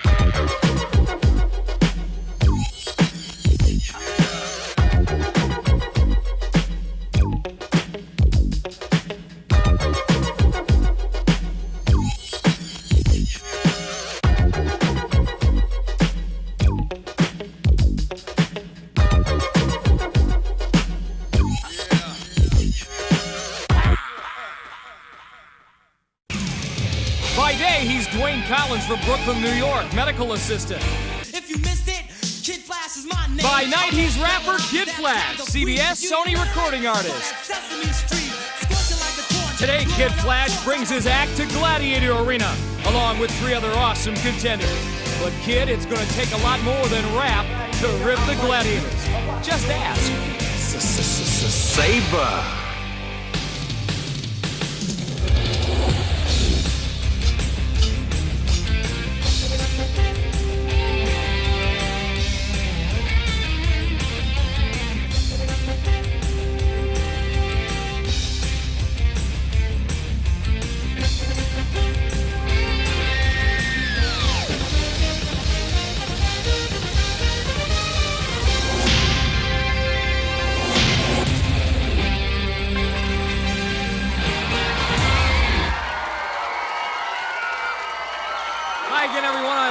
Along with Lisa Milosky. Glad you could join us here at Gladiator Arena. Our second half season is now in full swing. Today, another preliminary seeding round match. All the pre-hype, pre-competition hype has gone to a man named Dwayne Collins. He calls himself Kid Flash, and he is brimming with confidence, but I think his good feeling is eminently dependent upon the Gladiators' mood. You're absolutely right, and he will have some trouble with his competition today. His name is Mark Keyboard, a former NCAA All-American in both the pole vault and the decathlon. On the women's side, the battle between Carla Shares and Bernie Wooster should also be exciting. More on that in just a bit, but right now the men are set. Event number one, the Pyramid. A look at our Gladiators atop this 32-foot structure. There's Mark Keyboard and Dwayne Collins. Saber and his partner Tank will do the honors. First to the top, 10 points. Second to the top, 5. Tower likens it to running in deep, wet sand. Both contenders and Gladiators will get a workout here. Here they come. Gladiators have to play man-to-man, and what a save Tank makes to wrestle Dwayne Collins to earth. Saber's got a hold of Mark Keyboard, loses his helmet momentarily. Both guys are flying. Oh, look out. Oh, Mark went down. No room to run, no place to hide for Mark Keyboard and Dwayne Collins. Interesting move there by Tank. He tried to scissor Dwayne with his legs. Kid Flash to the top for 10. We still got 20 seconds left to go on the clock.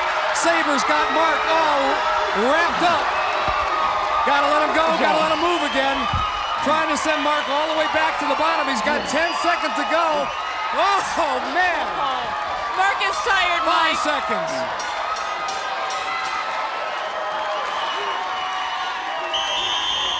That is it, time expires. Dwayne Collins, Kid Flash, gets the 10, and in a big way. Lisa? Mark, you're a salesman from Saratoga, California. What are you doing playing King of the Hill? It's like a little kid in the candy store. It's fun for me. Going back about 10 or 20 years, but my dad said the same thing. What are you doing here? You're 32 years old. Should you be at the office, shuffling papers? Did you have fun, though? It was a blast. He's a tough guy. I heard the bell ring. I thought it was the end, but it was just someone winning. Well, it was a lot of fun to watch, I'll tell you that. Let's take it up to Mike with Dwayne at the top. Well, Lisa, you got to see the view from up here. I'll tell you, the rapper's got more courage than I do. Kid Flash, I know to write music, you got to be inspired, right? You ought to be able to write a rap song about the pyramid after this. Up, up, and away! Up, bye-bye. You rang the bell about 1,000 times. What you mean? I tried to ring it so hard. The king of the mountain. I feel good sitting up here. So do I. You know, and the view is good. You see all the girlies in the house. The Gladiator Arena is the place to be. You did it, man. 10 points. Way to go. Let's go back down.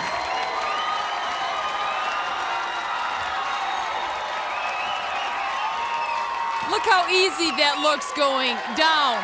Nice dismount, Mike. Those guys having a good time. Women up next, Bernie Wooster of San Francisco, CA. Carla Shares of Long Beach. There's Carla, 27 years old, 5'6", 125, a student and mother from Long Beach. And Bernie Wooster, 26 years old, 5'7", 135, a graphic designer from San Francisco. And for the Gladiators, remind me not to do that again. It's Jazz and Sky. Hey, Mike, it sounds like you need a little oxygen. Here they go. Undaunted. Here comes Jazz. Here comes Sky. Come on. Gladiators have to play one-on-one. Jazz is taking care of her mother of her 10-year-old daughter, Rashay. Bernie Wooster's going to go around this thing, maybe. Sky says, come on, bring it on, Bernie. Look out, Carla. Carla's daughter probably wishes she was here. 30 seconds to go. Come on.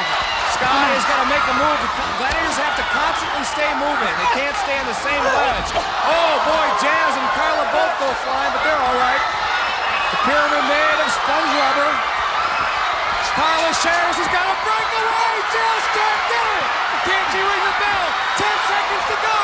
Oh, no, no.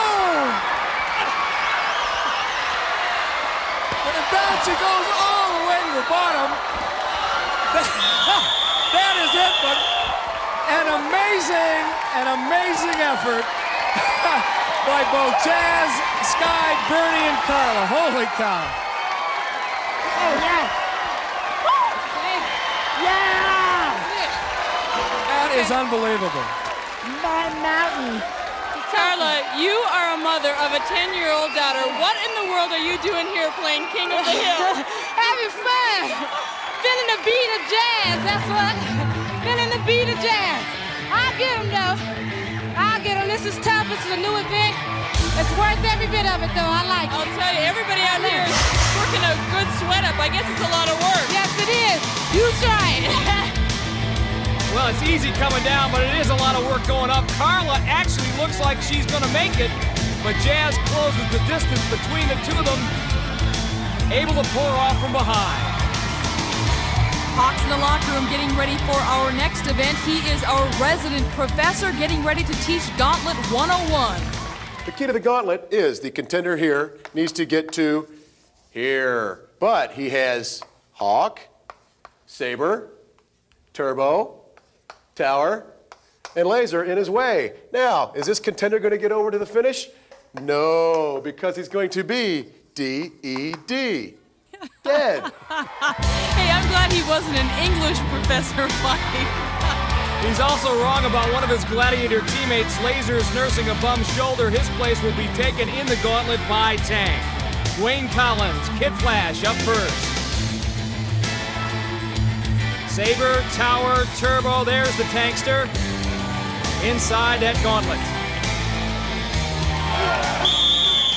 Dwayne will have to use all his flash to get through this. Saber gave him all kinds of problems. Tower almost knocks him out of the gauntlet. He's already spent 10 seconds inside the gauntlet. He's got to do it in less than 25 seconds to pick up any points. Ran directly into 245 pounds of Hawk. So the rapper got wrapped big time. Gladiators looking good. Well, Hawk spelled the word incorrectly, but the result was pretty much the same. Dwayne Collins, by the time he gets by Turbo, is dead on his feet. Hawk there merely to add on the exclamation point. Dwayne, I take it you will not be writing a song about that event. I thought if I shook him a little bit, it would get through, but Saber, Tower, Turbo, then Hawk. You gotta be kidding me! Well, Mark Keyboard's not kidding. An NC All-American in track and field back in 1981 and 82. He will try to use some of that here. Gladiators, ready! That athletic talent, that is. Saber working him over good. Tower giving him all kinds of banging in there. Turbo is next. Mark gets by him, hurdles Turbo. Hawk trying to hold him up. Hawk doing a great job in the gauntlet. Ducks low under Tank. Tank trying to keep him pinned. Does he make it? He had 1 second left on the clock. Gets 5 points for finishing the gauntlet in 24 seconds. A human carrot and a Vegematic.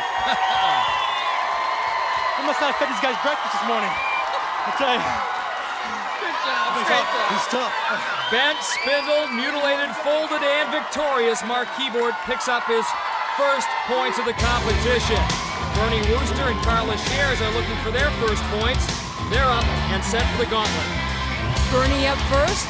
Bernie grew up on a farm in Omaha, Nebraska. You see her, she trained horses, and she's laughing now, but she may not be laughing for long.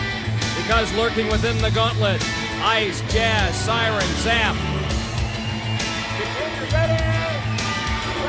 Sky's there too.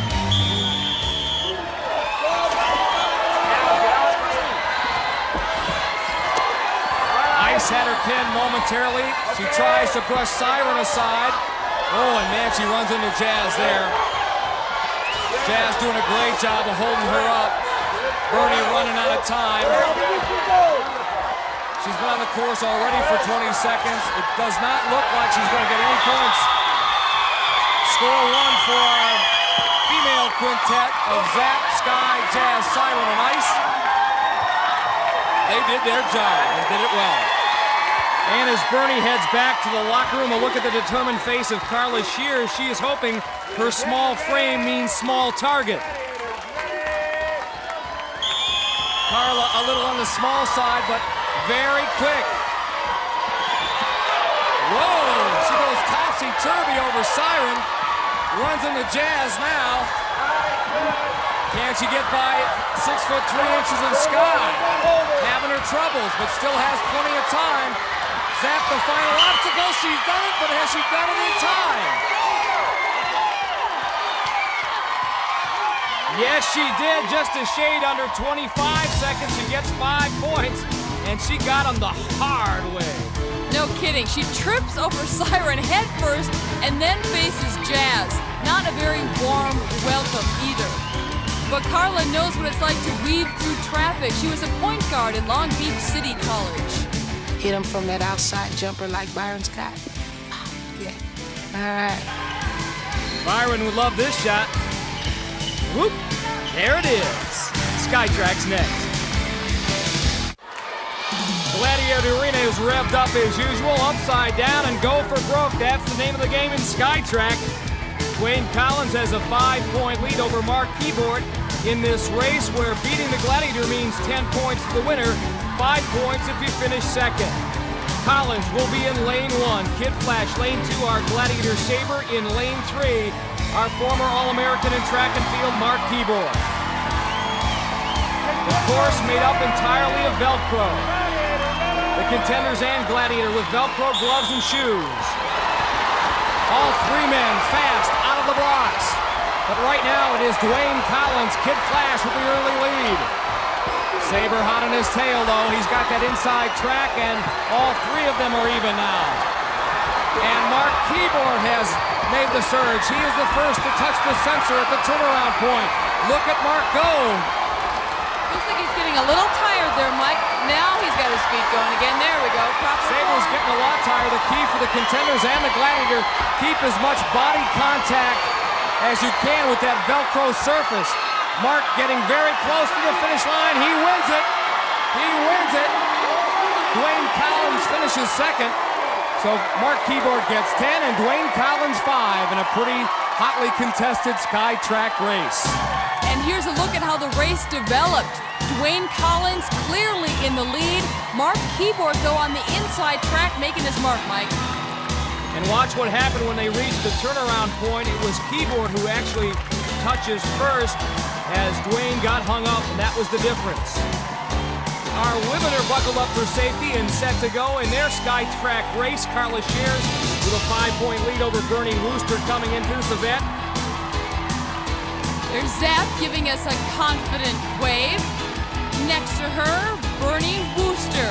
She says she's number 1. She loves this event, but we'll see. Bernie in lane 3, the Zapster in lane 2, and Carla in white in lane 1.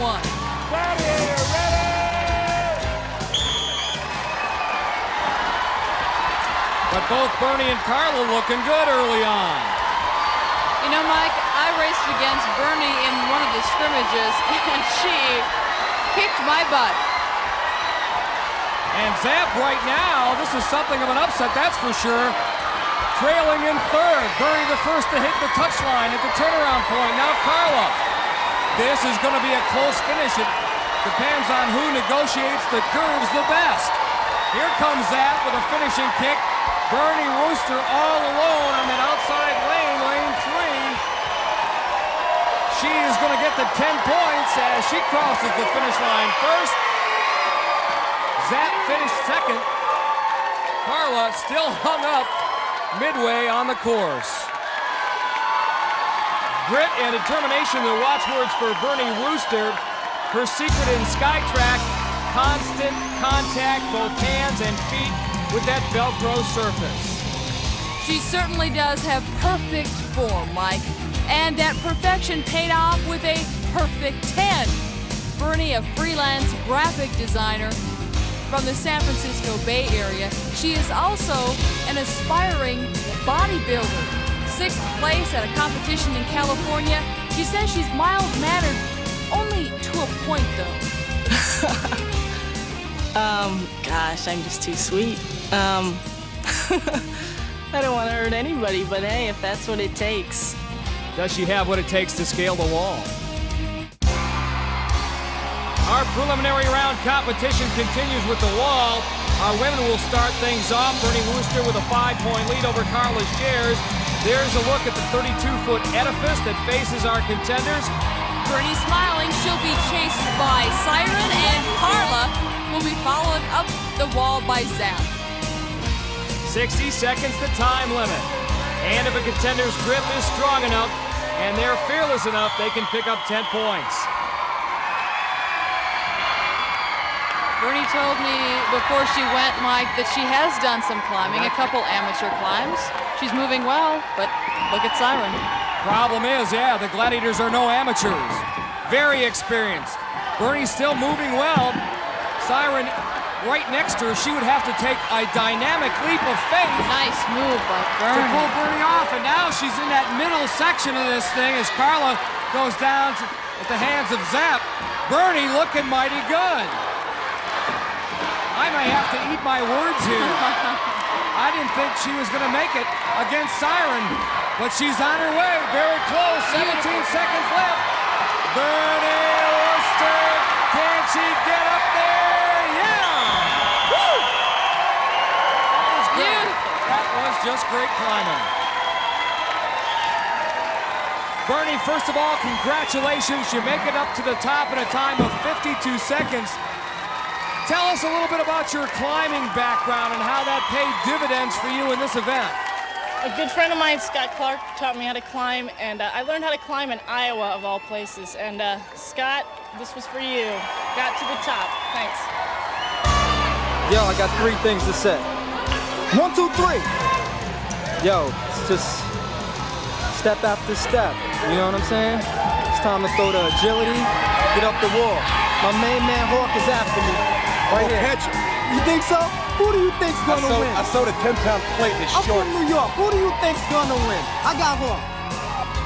Dwayne, Kid Flash, is he selling wolf tickets, whistling in the wind, or does he have the talent to make it up the wall? He and Mark Keyboard are tied at 15. What the hell off the tape? He's gonna go down. The new wall, the new tower. Nothing new about Tower. He's as efficient as ever. All 4 men set to go. Kid Flash struggling a bit. Mark is moving very well. Speed, great placement. Already he climbs over to that middle section. Hawk closing in on Dwayne Collins, but Kid Flash has made it to that middle section. Both men are going to make it to the top. Barring a slip, Mark is there first. Kid Flash there second. Oh, baby. Beautiful, beautiful. Oh, my tower dog. Well, it was nip and tuck early on, but eventually both Mark and Dwayne displayed enough skill to quickly lengthen the distance between themselves and Tower and Hawk. Were they on the wall? I had his handprint right on my chest from the ground, but that's the last time he touched me. were they? Hey, Mike, you mean to tell me they were after us? Yeah, big time. Nice going, both of you. Where do you find these guys? Get out here and fight like a man. Peter Pan. Peter Pan, I'm not so sure about. What I do know is Dwayne is a cardiology assistant, but most importantly, an up-and-coming rapper. I'm in control like the devil. I'm gonna sell your soul. Kid Flash is baking, rolling up a storm. Ice cold water, but I'm still warm. And up this rhythm of what I'm giving. Cash money and girls is how I'm living. Sizzling. 15 seconds of fame, brought to you by Mark Keyboard, former NCAA All-American in both the decathlon and pole vault from Cal Poly San Luis Obispo. His motto, never give up. I think tenacity would be the one that would characterize me best. I think like the cartoon character Wile E. Coyote, the guy keeps on coming back, but in real life, tenacity will always make you prevail. He'll need tenacity and more in our next event, the tug of war, where the contenders will try to pull the rope away from the Gladiator on those cantilever platforms. Mark currently with a 5-point lead over Kid Flash. Dwayne Collins, Mark up first, and he draws the powerful Turbo. If Mark can pull Turbo off, or if he can pull the rope away from him, it's worth 10 points. If he can pull the flag to his side of the center line after time expires, he'll get 5. Tug of War brought to you by the Super Nintendo Entertainment System. The best play here. The Gladiator starts off at the decided disadvantage of having his platform canted at about a 30-degree angle down. And Mark Keyboard is taking advantage of it so much so that he pulls Turbo off. So David slays Goliath. 10 points for Mark Keyboard. Mark talked earlier about tenacity. Well, look at that determination on his face. He got the first grab, pulled Turbo off balance, and it was over. A major, major upset. The Turbo not about to be out-tugged twice, but that's exactly what Dwayne Collins will try to do. He is up next. Ready! Whoever gets off the mark the fastest usually has the early advantage. Dwayne Collins has got leverage working for him. Turbo desperately trying to get to the back of his platform. Able to pull the rope away from Dwayne, and off he goes. So you may beat him once, but you won't beat him twice. Turbo, they got you once, but it wasn't going to happen a second time. I could see it in your eyes. He's quite a competitor. I don't know if he didn't cost himself on that one with being over-aggressive. This is very, very tough event here. We're talking borderline equal. These guys are tough. Good job. Thanks. Magnanimous in defeat, always gracious in victory. Turbo gets the job done against Dwayne Collins, despite the fact that those platforms are canted in the Gladiators' disadvantage early on. Nice job by the man. On to the women we go. Bernie Wooster with a 15-point lead over Carla Shares. Bernie up first. Setting the tug, having a few smiles. They won't last long against this woman. It's ice, ice, baby. Contender ready! Again, 30 seconds, the time limit. And Ice is going to try immediately to go to the back of her platform, and does. That puts her on a little more even terms now with Bernie, but Bernie's a big, strong farm girl, originally from Omaha, Nebraska. She's not letting up, Mike. Taking her time. She's got to pull that rope to her side of the platform to win the tug. And she does by a couple of inches. It's on her side. She out-tugs Ice and picks up 5 points. So another huge upset on the women's side. As you can see, the platform is cantilevered in Bernie's favor. As a result, the flag ends up on her side, good for 5 points. Ice mighty serious after Bernie was able to out-tug her. Now Carla Shares, who's giving away about, well, let's just say a lot of weight and strength and just about everything else. But again, initially, the contender has the advantage here because of the cant of the platforms. Ice trying to get the quick draw. Carla moving to the back of her platform. Leaning back, using all of her body weight to negate Ice's strength. 15 seconds to go. Ice trying to hang on, waiting for a chance to make a counter pull of sorts. Carla goes off the end, lost her balance. I think she tried to do that on purpose to maybe pull Ice off, and Ice hangs on to win it. Ice, that was a great performance, but what a struggle. That's a tough event. It's a very tough event, Lisa, and the whole key is to get your weight back there on the back leg. But she was hard. She was really hard. I almost lost it, and when I went to gain here, she fell off. I would have rather had the win another way, but hey, I'll take it the way I can get it. Ice, baby. Yeah, Congratulations. thank you. Next time they're pulling this way off. Can the Gladiators keep it going? We'll find out. Swing shot in a moment. A look at Turbo and Tank atop their towers. It's time for our bungee event swing shot. Their mission to stop Dwayne Kid Flash Collins and Mark Keyboard from scoring.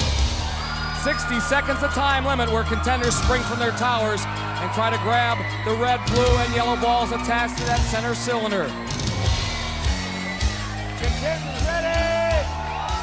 Gladiators ready! Here they go, and Turbo so accomplished in this event. Knocks Dwayne off course. Mark able to grab one of the yellow ones and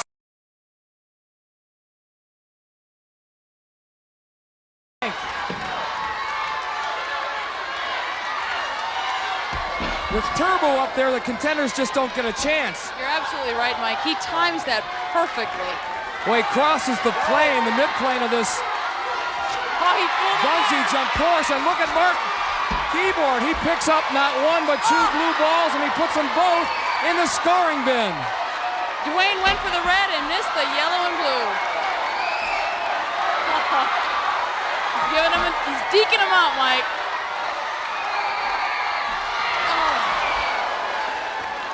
Kid Flash keeps trying to reach for that red one, which is worth 3 points, and can't get it. Mark got a big smile on his face but he doesn't get that last blue ball in the scoring bin. So that's the end of things, but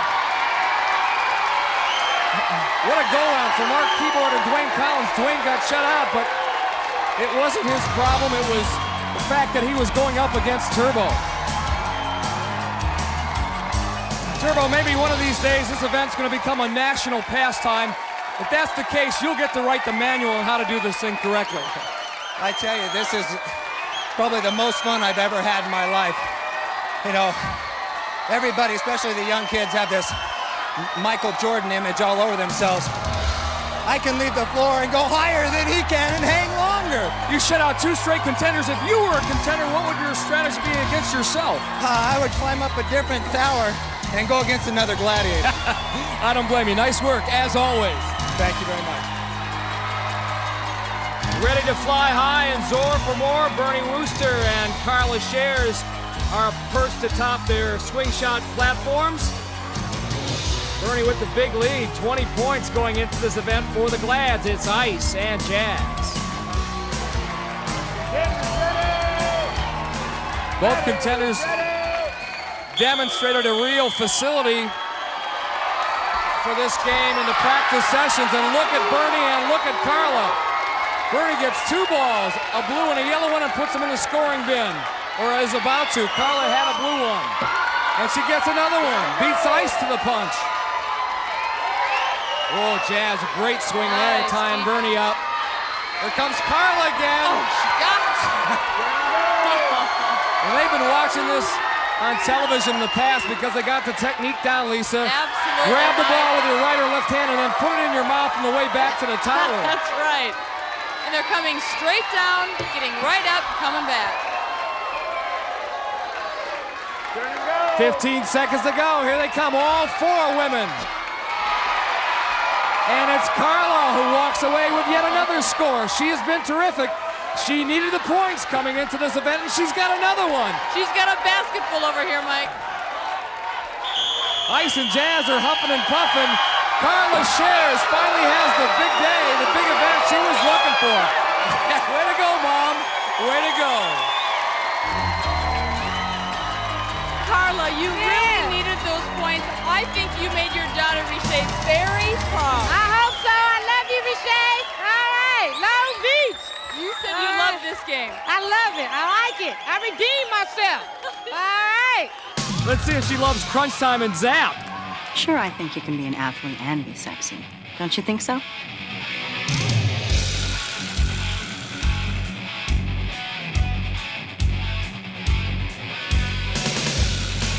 See you on the beach.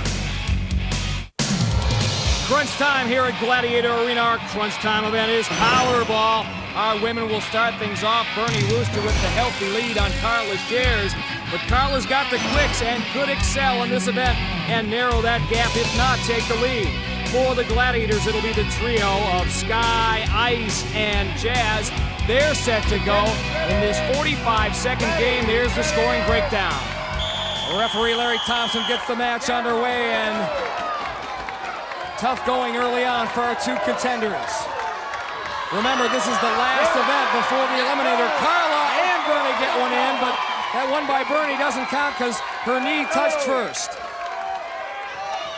She's wrapped up. Ice, yeah. No, let her go. 20 seconds to go. Sky spins Bernie around, and then she and Carla almost knock each other out, but Carla was able to sneak by to score again. Bernie stopped by Jazz. We're at 5 seconds now.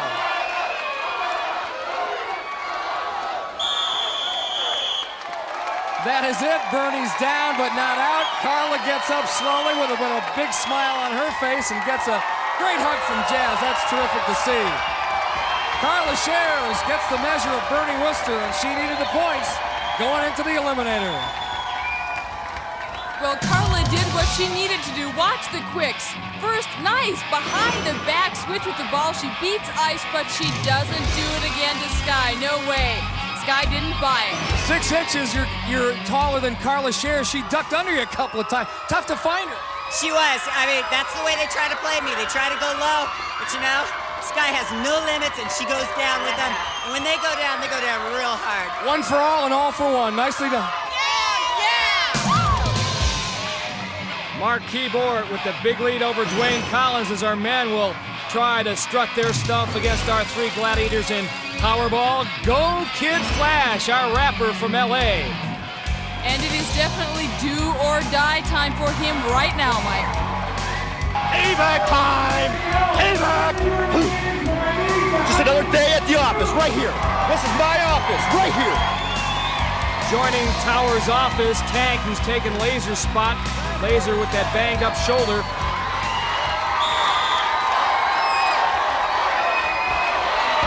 Boy, how did Mark get out of Turbo's grasp? Tower momentarily lost his helmet. That allowed Mark to score again. Tank doing a good job to wrap him up there. Dwayne making all kinds of moves on Turbo and just can't get away. Now he does. Right in the middle. He goes all the way to the center cylinder, and we've still got 15 seconds to go.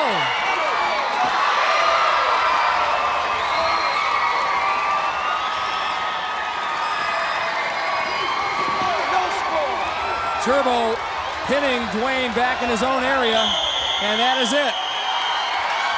Rough and tumble, but well played.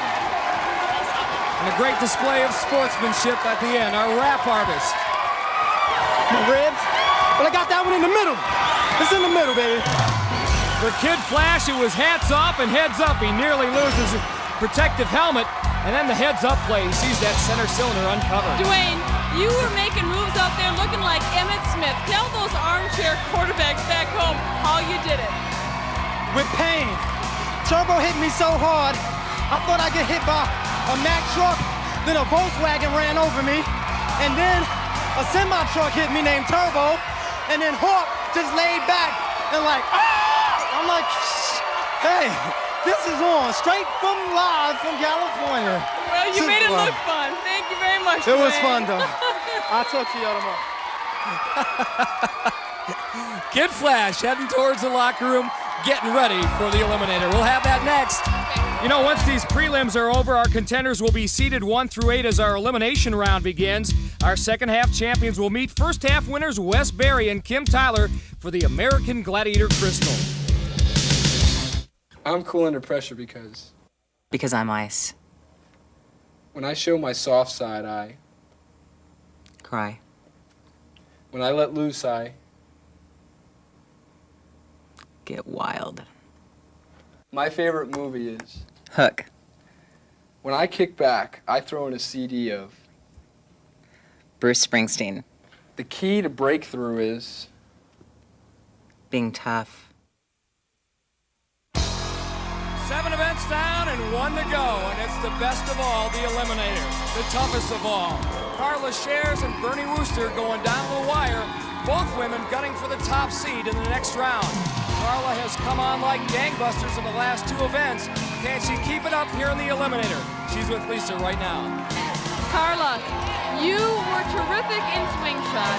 Scored the only points in Powerball. You are on a roll and must be very confident right now. Yes, I'm ready to roll. This is it. This is all my energy. I'm gonna catch it. I'm a catcher. Go for it. Well, Lisa, if Spirit has anything to do with it, Carla Shares will catch Bernie Wooster. Bernie not about to give up that lead, however.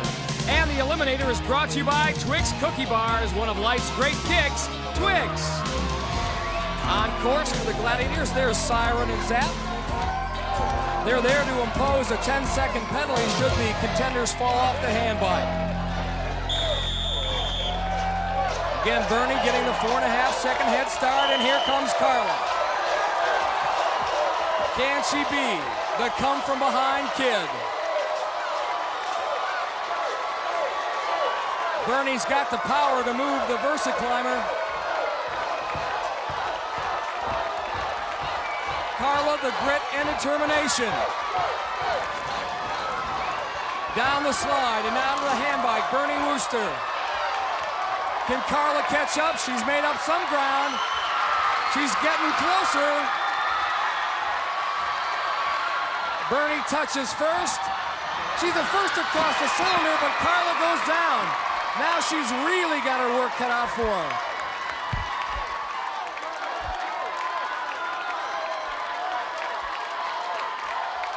Carla's struggling to get back up. She's finally made it.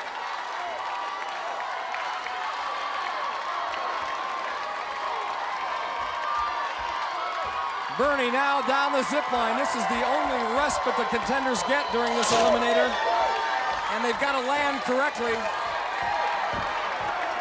About the only thing that could do Bernie in right now is the treadmill. Here comes Carla. She could make it close if Bernie has problems here. And, oh, come on, Bernie. Keep on pushing, keep on pushing. Oh, so close and yet so far. The door is open for Carla Shares. Does she have enough stamina? She goes down. Bernie needs to make it this time and can't do it. Carla pushing, pushing, pushing. She's made it. Bernie, meanwhile, is struggling. She is not going to make it up the treadmill. Carla Shares comes from behind to win the Eliminator. We saw her bubbling with exuberance at the start of the race. She made good on her promise as she beats Bernie. Carla, that was one of the most exciting athletic events I have ever seen, and you were part of it. I said I had to catch up. Said I had to do it. This is for Long Beach. I love you, Mama, and Richey. Thank you, Gladiator Organization. Yeah. Thank you, Carla. Carla speaking to her mom, Shirley. Carla Shares coming on strong to win the Eliminator here at Gladiator Arena. And there she is with her daughter, Richey. A common woman doing a most uncommon thing.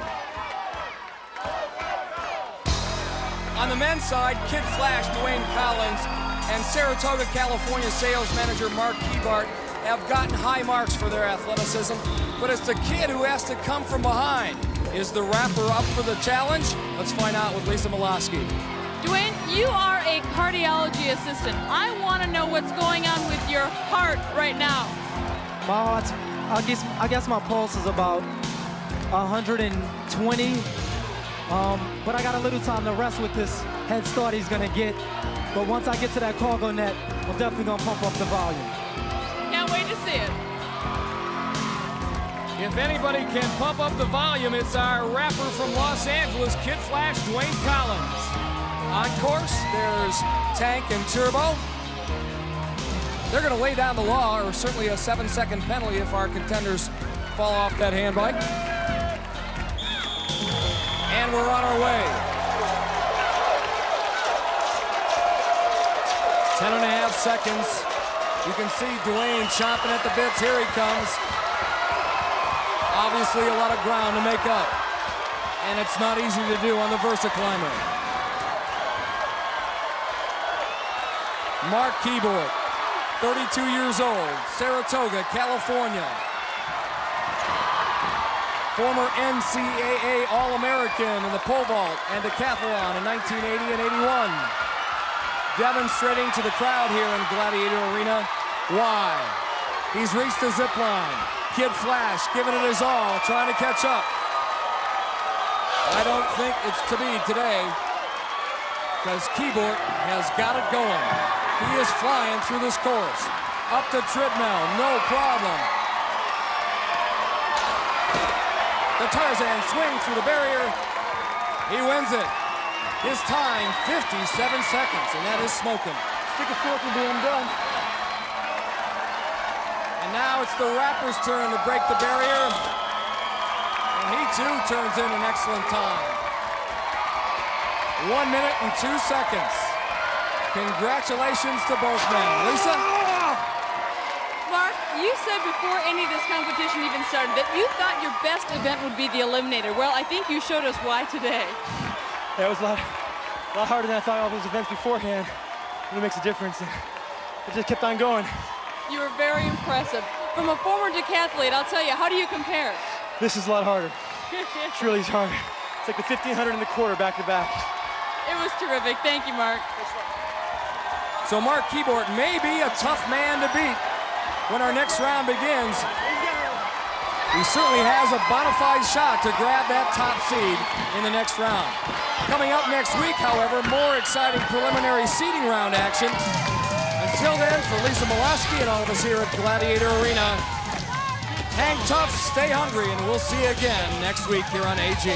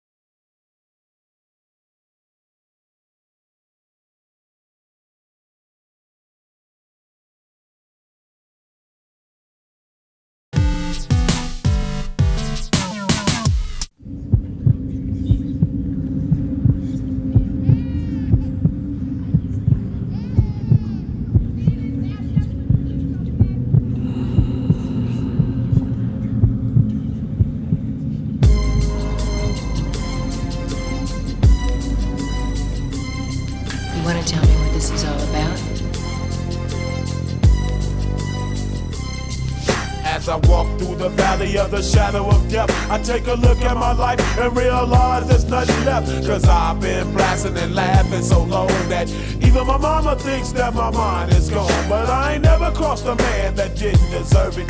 Me be treated like a punk, you know that's unheard of. You better watch how you're talking and where you're walking, or you and your homies might be lined in chalk. I really hate the trip, but I gotta low. As they croak, I see myself in the pistol smoke. Fool, I'm the kind of G the little homies wanna be like, on my knees in the night, saying prayers in the street light. Been spending most of their lives living in the gangster's paradise. We've been spending most of their lives living in the gangster's paradise. We keep spending most of our lives living in the gangster's paradise. We keep spending most of our lives living in the gangster's paradise. Look at the situation they got me facing. I can't live a normal life. I was raised by the state, so I gotta be down with the hood team. Too much television watching got me chasing dreams. I'm an educated fool with money on my mind. Got my tin in my hand and a gleam in my eye. I'm a loped out gangster, set tripping banker, and my homies is down, so don't arouse my anger. Fool, death ain't nothing but a heartbeat away. I'm living life, do or die. What can I say? I'm 23 now, but will I live to see 24? The way things is going, I don't know. Tell me why are we so blind to see that the ones we hurt are you and me? We've been spending most of our lives living in the gangster's paradise. We've been spending most of our lives living in the gangster's paradise. We keep spending most of our lives living in the gangster's paradise.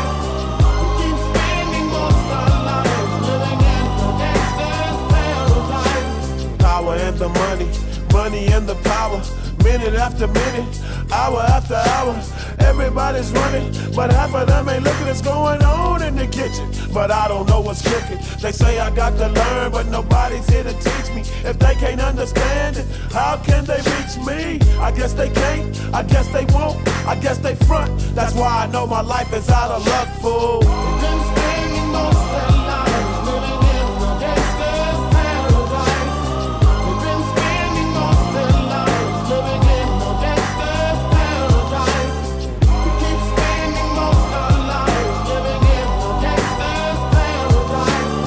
We keep spending most of our lives living in the gangster's paradise. Tell me why are we so blind to see that the ones we hurt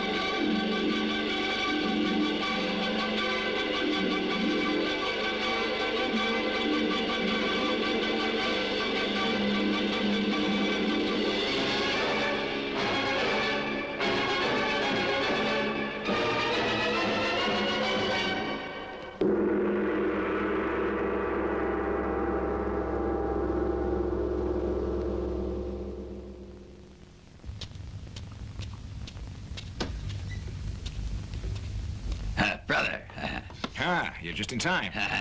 Our younger brother will be here soon. Mr. Ng from the government wants Xiao Ching to start. It's because another constable has been killed. Who were they?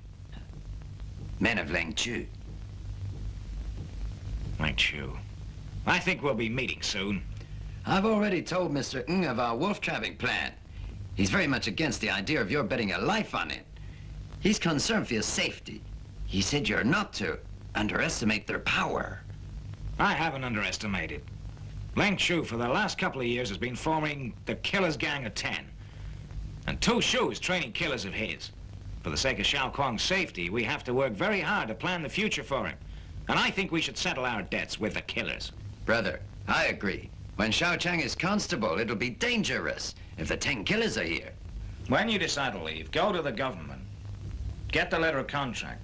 Bring it here. Also, tell Mr. Ng Xiao Chang is ready to take over the job. Brother, you know this trip will take me a couple of days, and Lao Shi is still not back. I'm a bit worried that they... Tu Shu, Leng Chu, they themselves are enemies. They won't come together. And even if they do, I'll find a way to deal with them all together. Don't worry. Yes. Brother, be careful. I will.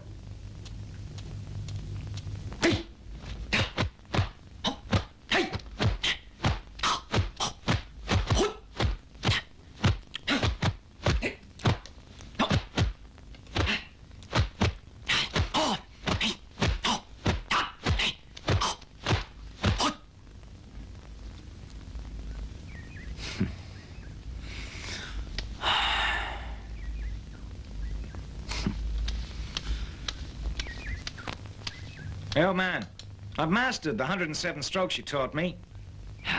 What an idiot you are. Do you think that's all you have to learn? There's still one strike I haven't taught you. So tell me why. You won't teach me that one. Huh? You must be patient. Come and take a look at this first. What do you got in mind? I can teach you now if you want me to, but you must sign your signature on this agreement. Then I'll teach you immediately. Huh? Because Tu Shu has been looking after me for over 20 years, I shall make this contract saying that from now on, any earnings I have made, whether it's from working, from stealing, from robbing, houses or land I own, and women too, will be shared equally among Tu Shu and myself. This contract here serves as proof. Hey, doesn't that make me your slave? It's not asking too much.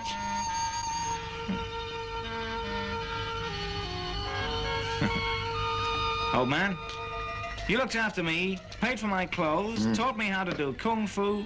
All that you did just for this, is that right? Absolutely right. It's an investment. What if I refuse to sign? What then? Hey, don't go. You sign it. Don't you forget, I still haven't finished teaching you. Is that the condition? It is. We both have something to gain. Right, I sign.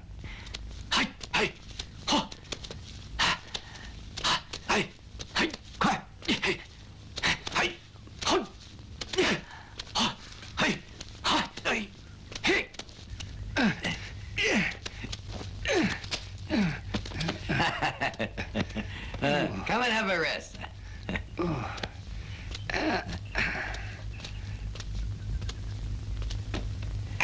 Xiao Chang, come over here.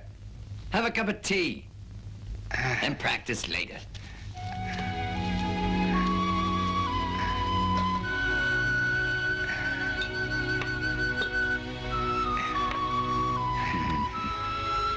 Uncle, I don't know why my arm should feel so tired. It's because you haven't practiced enough yet. You'll have to concentrate more on your arms, or else your arms will be weaker than your legs. Yes, Uncle. I shall be leaving tomorrow. Uncle Shi, why are you leaving so soon? Because I've already made the arrangements.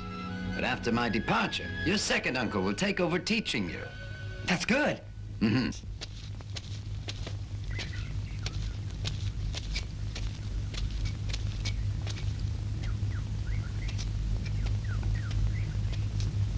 This is ridiculous. I gave you $100 today and you didn't buy anything for dinner. Oh, man, I lost it all. Hey, you think you can lend me some more?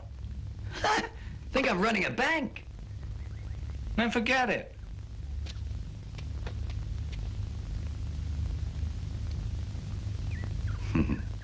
Hey, you really need money?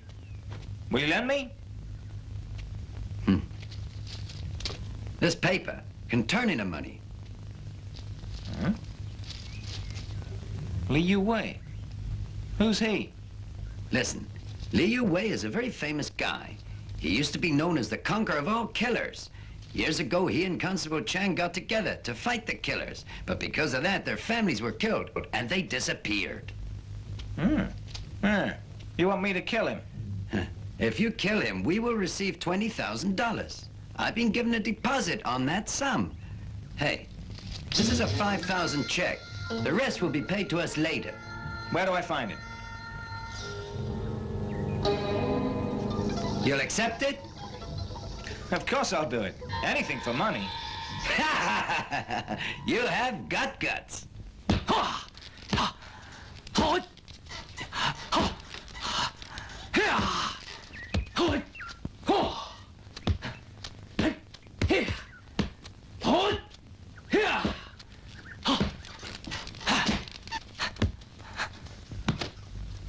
Second uncle, you've come. Sartang, hello. This is a very troublesome moment. Your master wants you to succeed your father, to be a constable. Yes, sir. I've got your warrant. I'll look after the rest. And also, here's your uniform. Your master will tell you when to start. Thank you. When your father was a constable, he was a very brave man. The mention of his name was enough to scare the killers. You must be careful not to ruin his reputation. Yes, sir.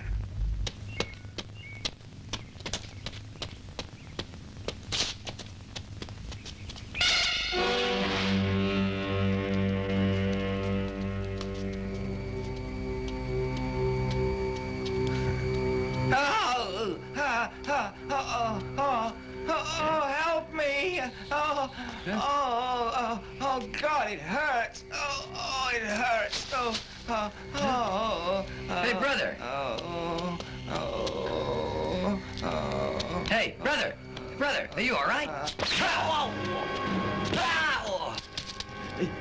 You...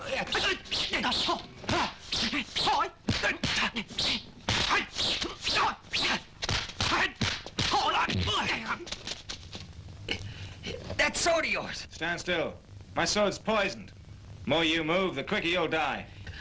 You bastard. I've done you no wrong. What's the reason for this? I've my reason.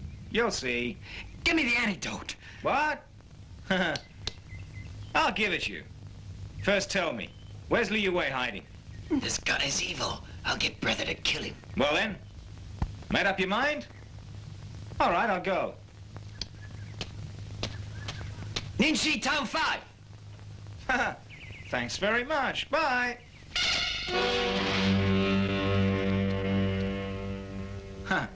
Hey, can I come in?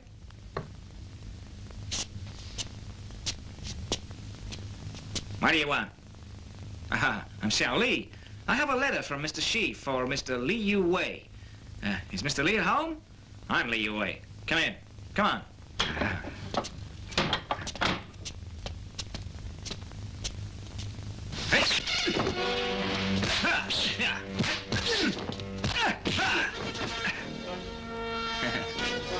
Someone gave me $20,000 to kill you. My sword has poison on it.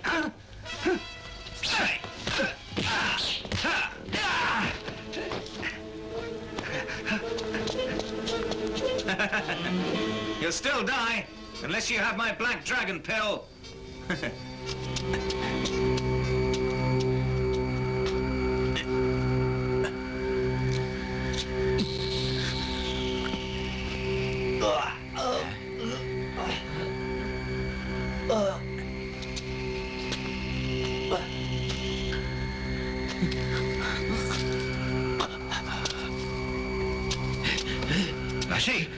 I see. What happened? Wake up! Brother, it's you. Nashi, tell me what happened. Brother, it was my mistake. I was wounded by that fellow. The young guy is ruthless. His sword is poisoned. And the antidote I have is useless. Brother, are you hurt too? It seems that our wolf trapping plan will have to be canceled. We should change our plan to tiger fight wolf. Let them fight among themselves. Brother,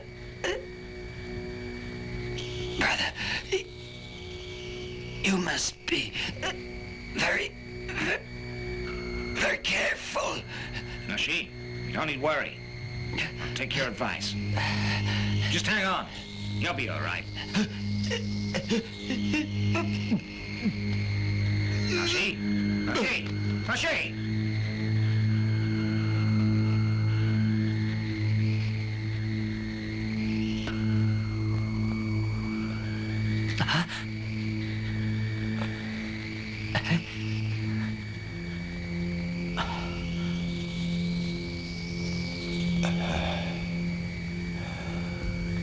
Master!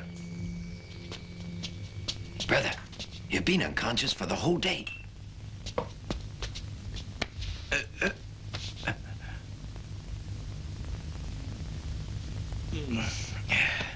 I didn't expect our wolf trapping plan would have such an ending. Laoshi's just been killed. What? Who killed him? Both lost our battle to a very young guy. He calls himself Xiao Li. He's only very young, about 20 years old. He's also smart and clever and cruel. When I just saw him, he reminded me of Tiger when he was young. And it was this similarity that caught me off my guard. I should have known better. Did he kill Laoshi? Mm-hmm. Laoshi said to me before he died, we must change our present plan into let Tiger fight the wolf. And I intend to fulfill this wish for him. After all, this plan of Laoshi might bring us an unexpected success. So you work on it now. Yes.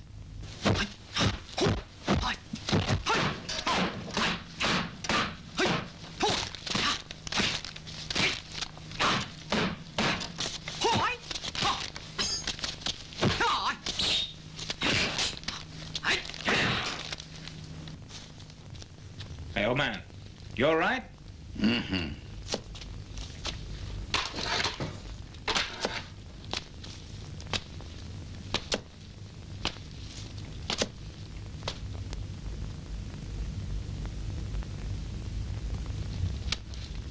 Hey, you begging for food? Mm-hmm. Go on.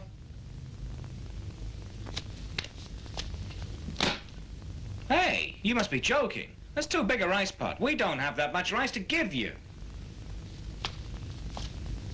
This bucket. There's enough for rice.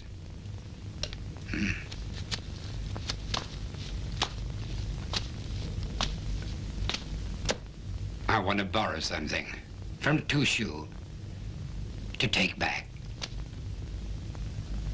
I don't have anything to lend you. Try somewhere else. I can't imagine the famous killer, Tushu, coming like that. What do you mean by that? Hey, just what do you want?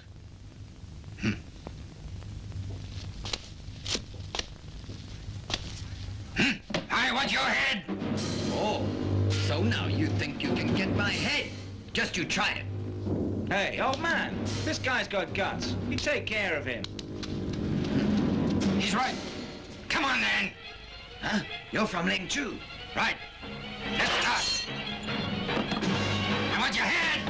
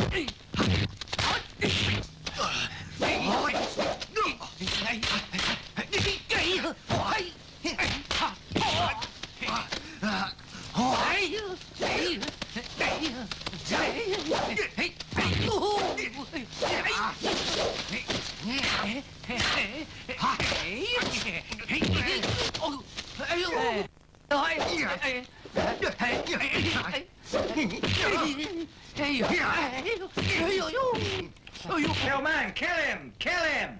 Good. I'll let you try my whirling fist, and that'll take care of you. The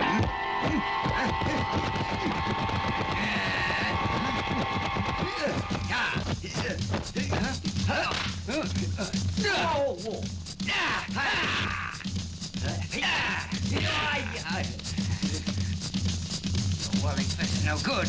I'll try my staff. Come on! Come on!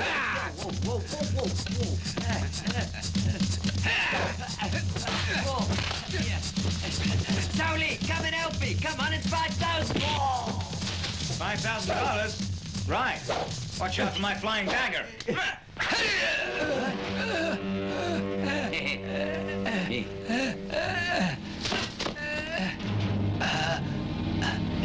So then, you had a partner.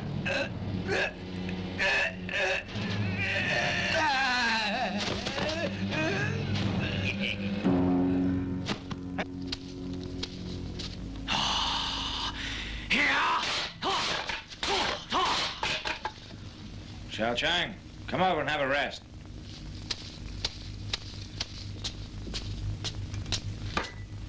Master, how's your wound? That's better. Not bad. You're a good fighter now. But you remember, a good, tough fighter must be able to take a beating, too. You understand? Master, I understand. You must practice taking a beating.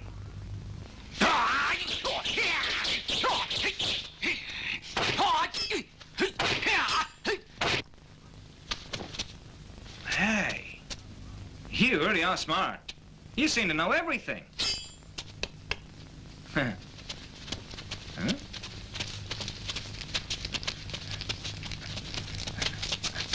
Hey, what are you doing? Huh? You can't bring that in. Hey, what? Look, take it away. Hey, come back here. Come back here. Will you come back?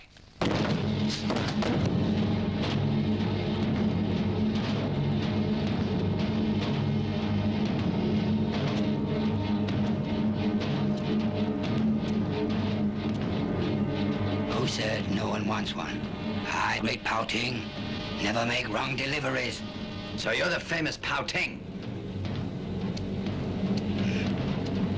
To you. It is you. You've come for me? For what? For hatred? Then why do you want my head? For money.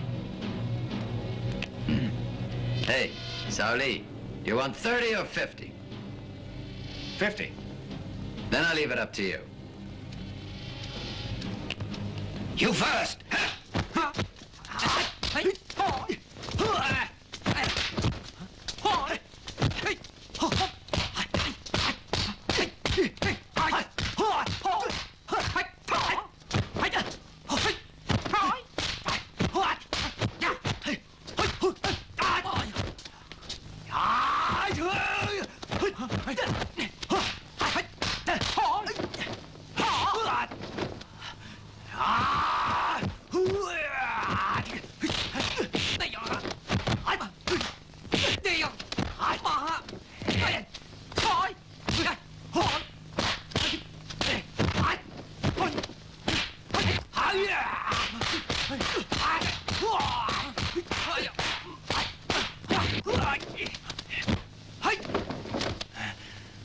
Okay, I'll take a smaller cut.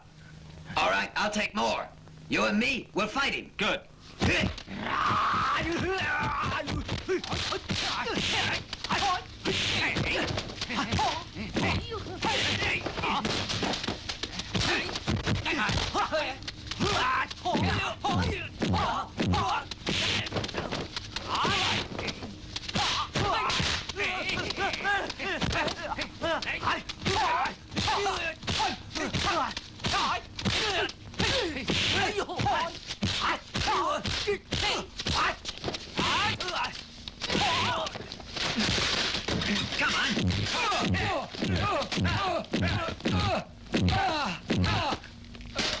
That'll do. He's finished.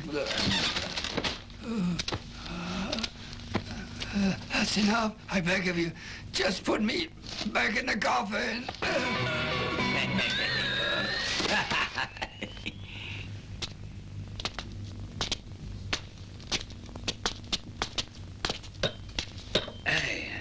Hey, have some tea. Pao Ting is another killer sent by Leng Chu. Really? I'm sure. Leng Chu has 10 top killers. The government has given $5,000 for each of them. That's a fortune. Leng Chu's 10 killers. Each one's known to be unscrupulous and cruel, and each comes from a different province with different kung fu. Until now, nobody has been able to break Leng Chu's embrace. Not even me. Right. Let's stick to our contract. We'll go halves on those I killed. Mm-hmm. That sounds fair. I accept it. Hey, and those you kill, I take a quarter. Bastard! All you own will be mine. And what's mine is mine. Understand? Old man, that's not fair. If each of them are worth that much, I think the government wants your head. Wonder what they'll pay. You think we should talk about it? Wouldn't dare. Try me. Right, take it.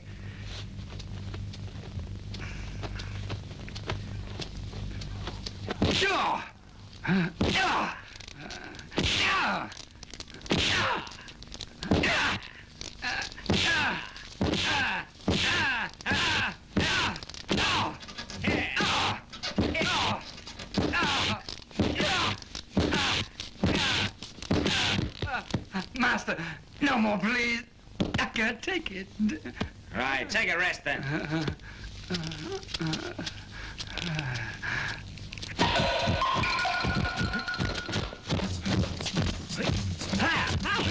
God, that's great.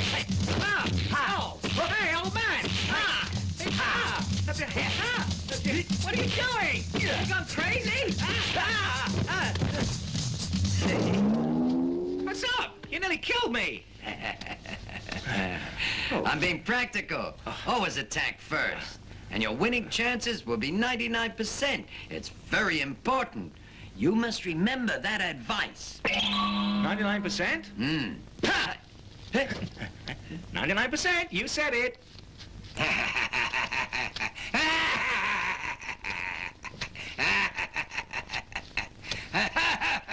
Good, good.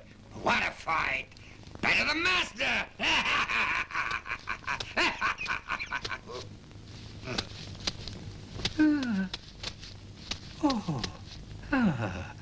I have been to many places, and never have I once seen such a beautiful head. No wonder it's so expensive. It's worth it. It's well worth it. It's well worth it. Oh, man, you must have a reason for coming all the way here. You're right. I have especially come to talk business. Business? What business? Buddha bless you. I think you just want to fight me. I see you've got brains. Good, good. Now, the truth is, I want to kill you.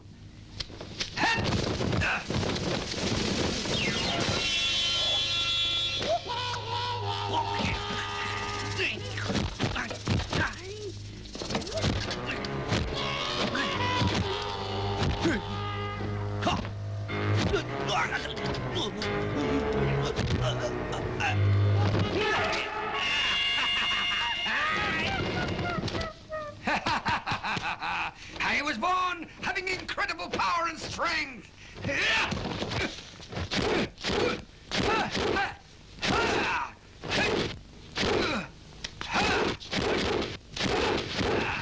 Scared? You're nothing but a stupid idiot. I think I'll leave you to Shaoli. Huh? Me again? That's right.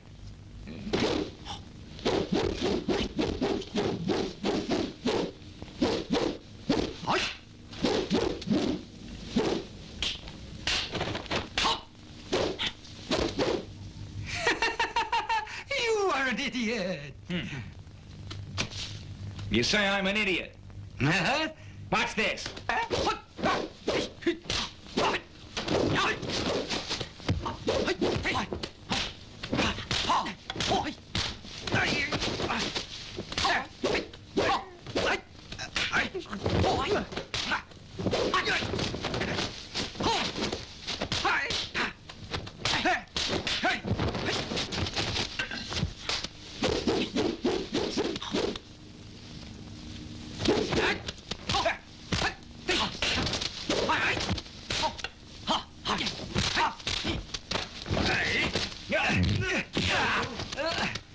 Stand aside. Yeah. Huh? What'd I do? Now the young one's gone. What happened to the old one? Hey, Monk, here I come.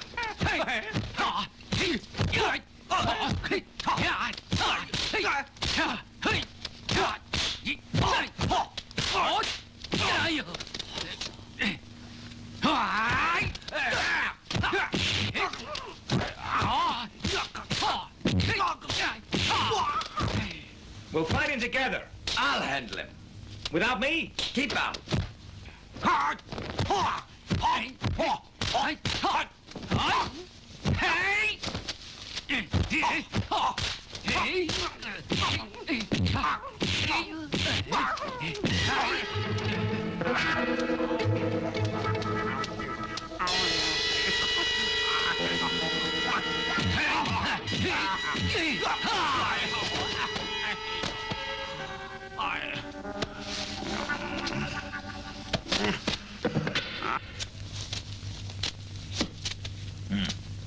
I'll now teach you a new technique, which you'll find practical.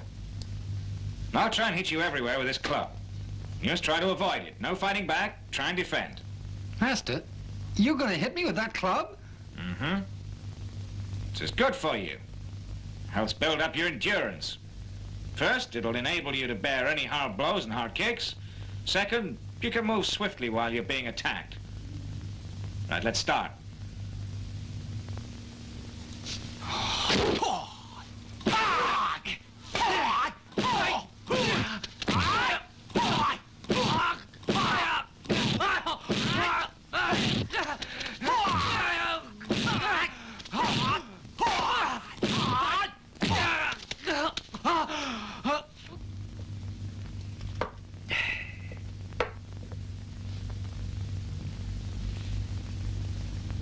Old man, you've made a lot of money recently.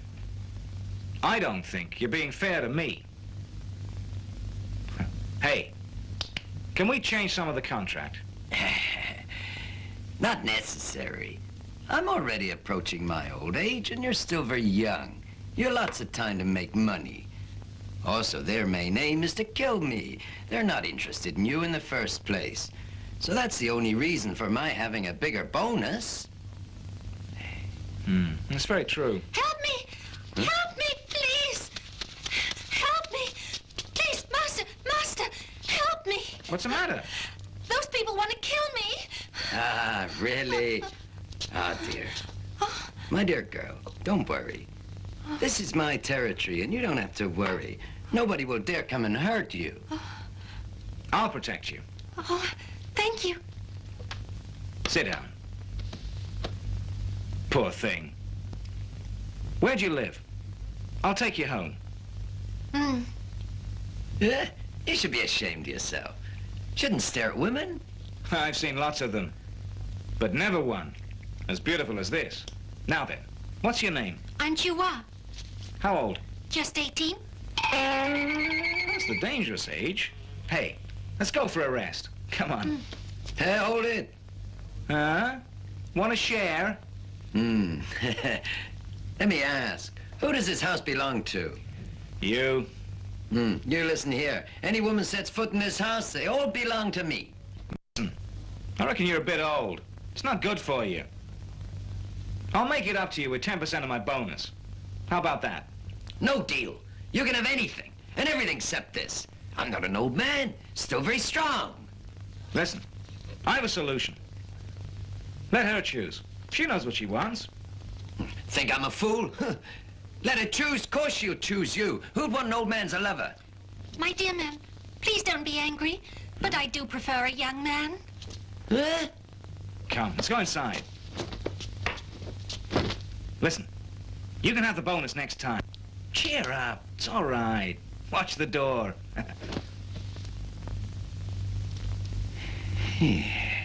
Not my day. I'll stay here and have a rest. Why don't you stay with him?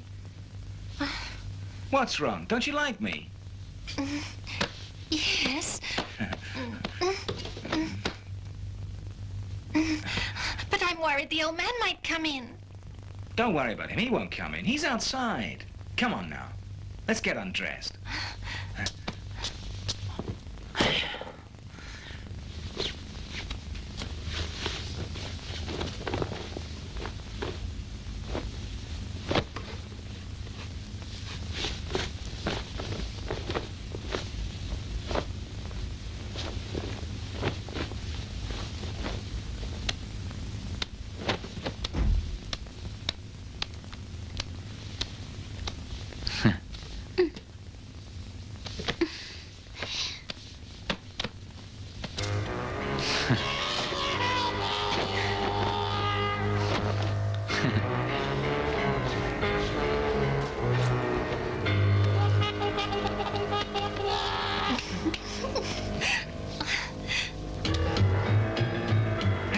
What do I do next? You know what? Don't play innocent.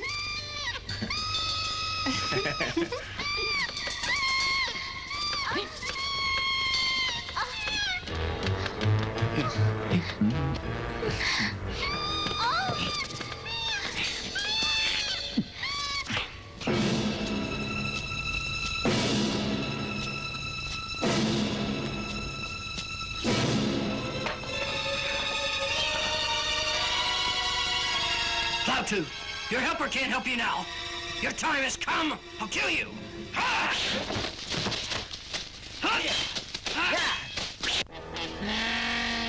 It sounds like someone's having a fight.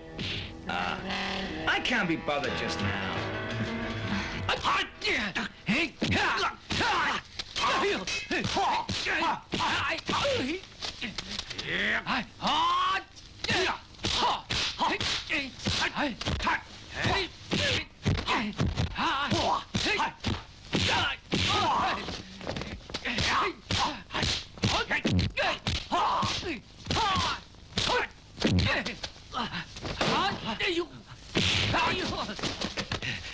Hey, Charlie, come and give me a hand.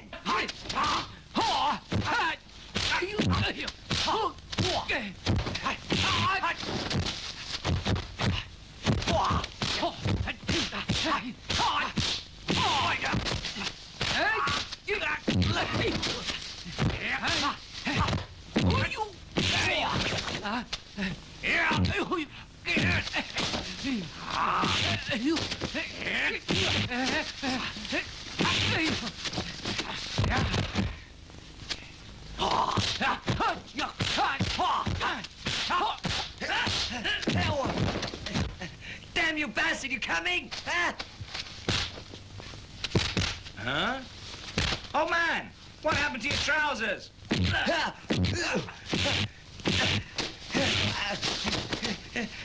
I can't hold him. Come on, help me, Yeah, I'm coming. Hey!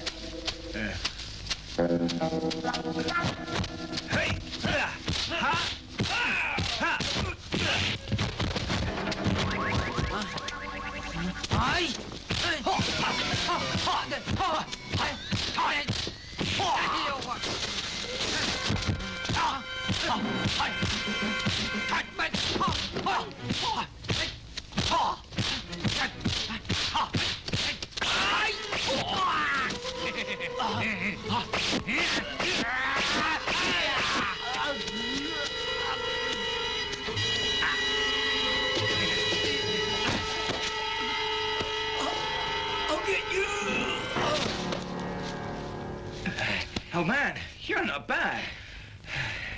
You think I'm useless like you? Have a heart. This is the first time I've done it. Just build up your leg muscles.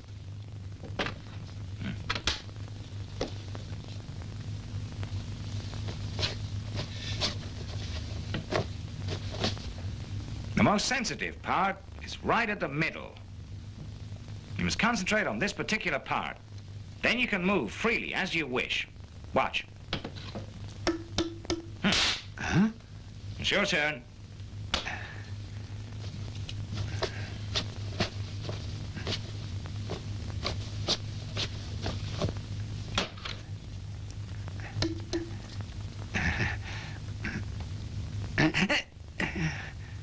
Be brave.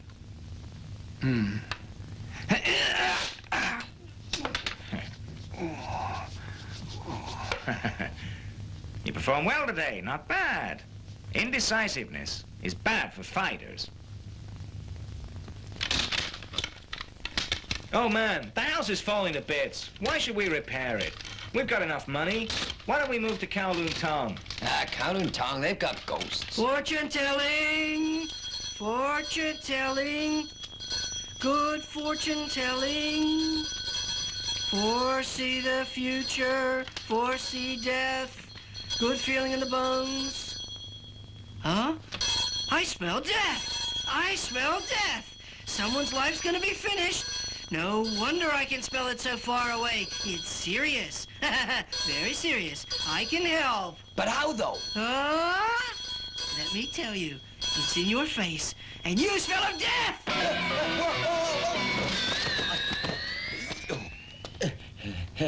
Huh? Don't you worry. Just listen to my advice. That might turn your fate around. Really? How much it cost me? I have 3 different methods of fortune telling. The first kind is listed as a general one, and that will cost you $1. The second kind is called whole viewing, the front and back side. That will cost you $2. The third kind is called bone touching, the best kind. It will cost you $4. Now then, what do you want? Sounds good. Oh man, you should try the second one. Sounds very exciting. You can tell from the backside. Huh?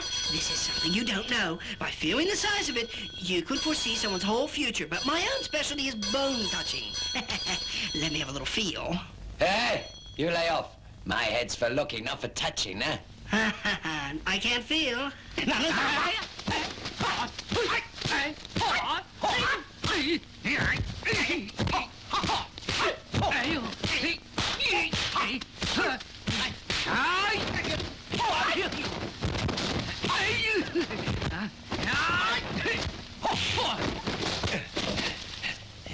You're asking for death, huh?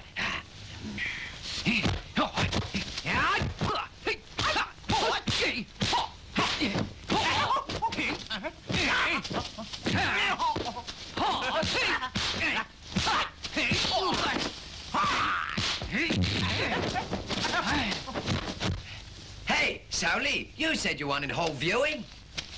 Terrific. I'll leave him to you. Oh, you're going to view me, huh?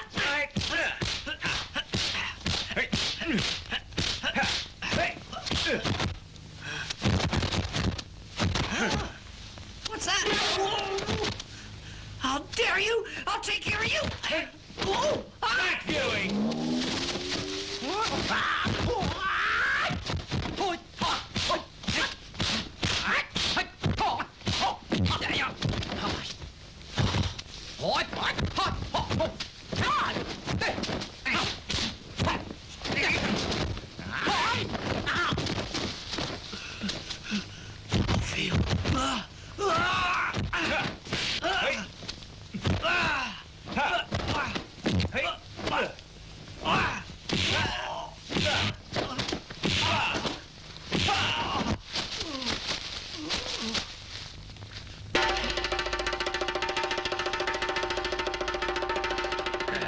It's a bit late now.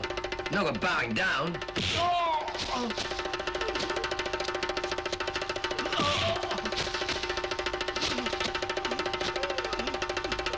Touched back you to die. Oh man, didn't I say? He's got the dead look. Hey, 5 killers here. God damn it. Lin Chu is determined to kill me. 10 of them makes 5 pairs. Xiao Li, you gotta realize this is a tough battle. There's bound to be more of those bastards to come. Oh, Guy, you scared? Huh? Scared? It's no use being scared. I'd rather get them and not sit around and wait. Do you know where to find them? Hey, Xiao Li, that's why I'm here. You listen and do as you're told. Huh?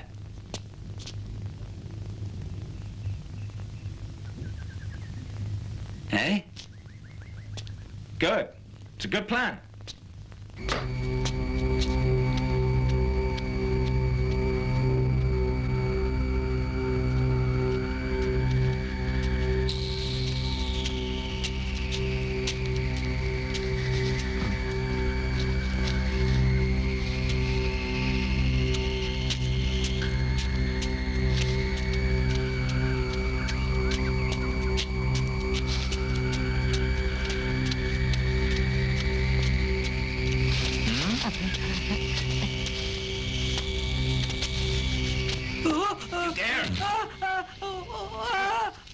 Mister, what's the problem? Please don't. Wanna live? Oh, yes. Oh. Well, then you talk, then. Where's you? I don't know where he is. He just sends for me when he needs me to pass on his orders. I know nothing else. Talk! Where are the rest of the killers? Where are they? Talk! They're... You owe me money. Beat him up.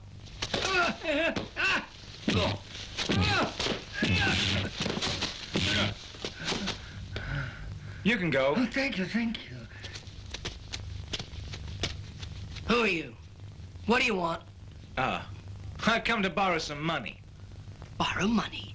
I need security. I have no security. And I was told that Mr. Mao of this town is very generous. Anyway, money's not really what I want. I just want a small part of your body. Which part do you want? Just your head. Well, it's me demands heads. No one has come for mine. Ever. I must say, you certainly got guts.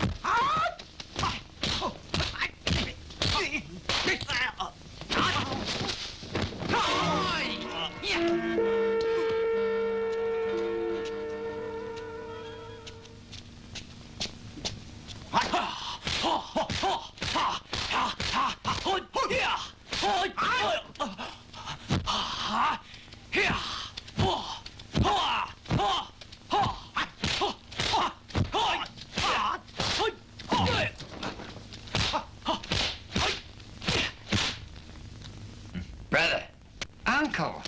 Oh, gee. So, Chang, you've improved. Brother, you feeling better? I'm all right. You'll be surprised at what I gotta tell you. Oh, relax. Let's have a cup of tea.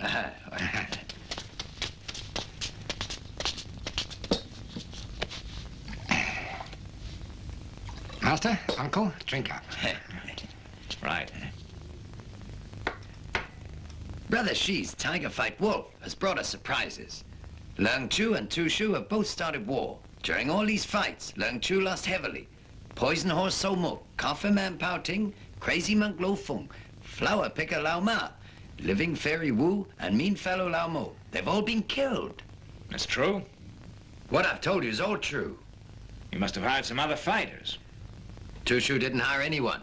He's been training a young guy as his only killer. Together, they're very strong. Is that the guy who calls himself Shao Li? Yes, that's him. All right, taking both of them. Who's got the upper hand? It's very hard to say right now, because Leung Chu hasn't shown his real self. Tu Shu's attitude was to sit and wait while Shao Li starts attacking the killers. Keep investigating. This might be our only chance of winning. Try and find out where Shao Li came from. Means a lot to us. This guy obviously means a lot to him. But will he be a threat to our plan? Yes, I'll try. You have a rest and we'll talk. No, brother. The whole reason of my coming back is to pass the news on to you. Now I have to rush. Machi, be very careful. Mm-hmm. Uncle, let me see you off. Good. Shao Li? Shao Fuji?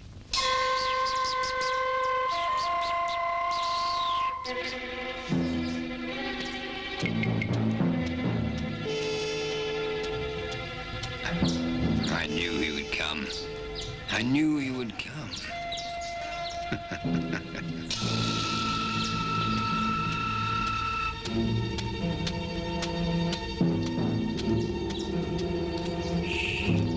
Just be quiet. I don't want you to scare him.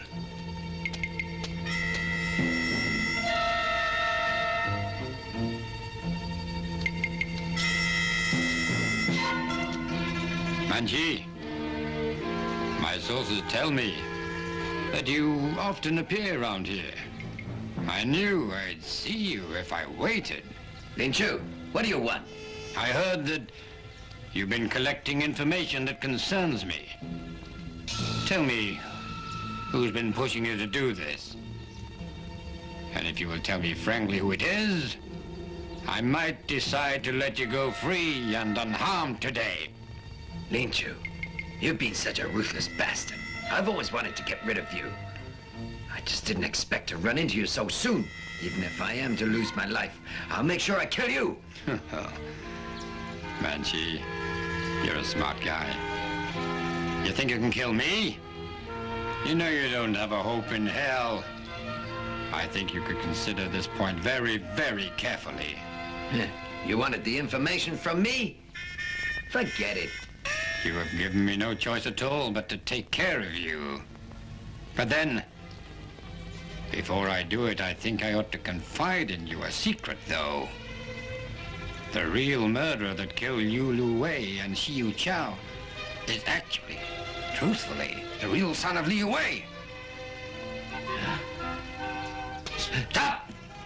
You can't escape. Why don't you be sensible and answer all my questions? In exchange for that, I will tell you where they're living. Well? I couldn't trust you.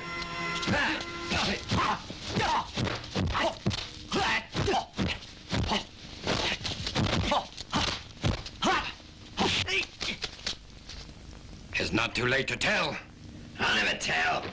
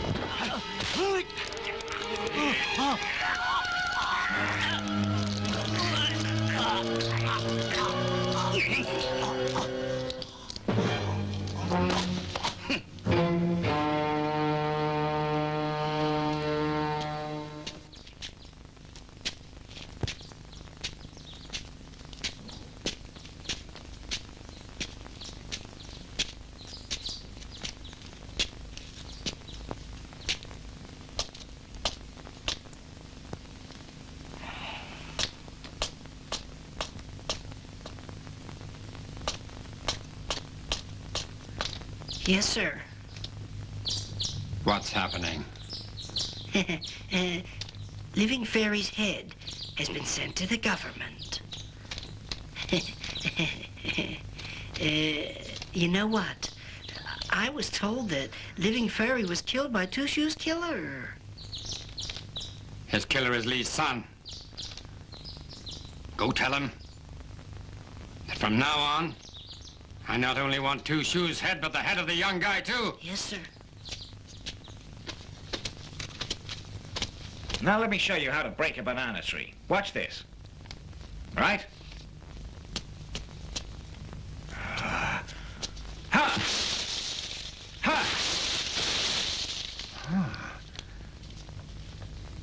Now it's your turn. Right.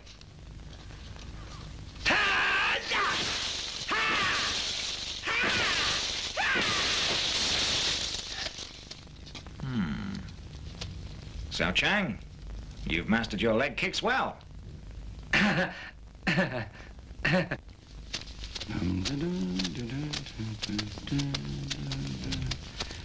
Hey, Shaoli, go and try and get him out, and I'll wait here. All right. Hey, be careful. Hmm.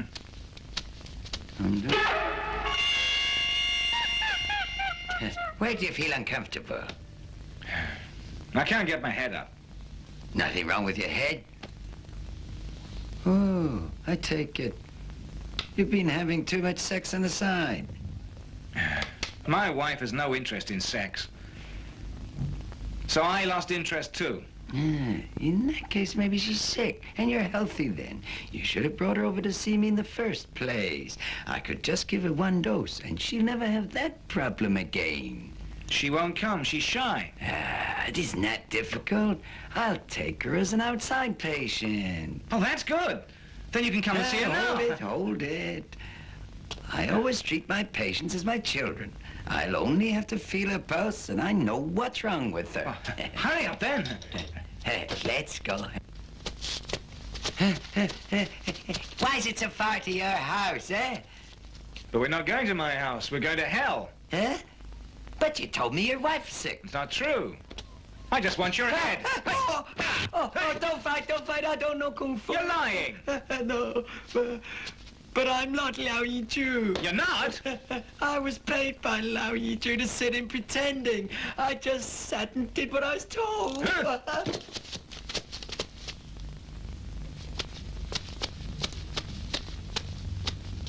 Hey, old man, we're in trouble. What's the problem?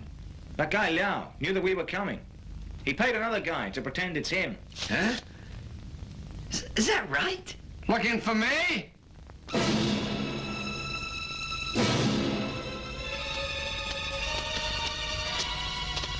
Are you the real Dr. Liao? Yes, I'm Dr. Liao. May I ask what's the problem with you? Oh, so you're the famous Dr. Liao. I've heard that you're very good in removing all sorts of warts, and I have one on my bottom. Do you think you could have a look at it? Choo-choo! No more pretending. I've been expecting you for days. Now we'll see whether it's your lucky day.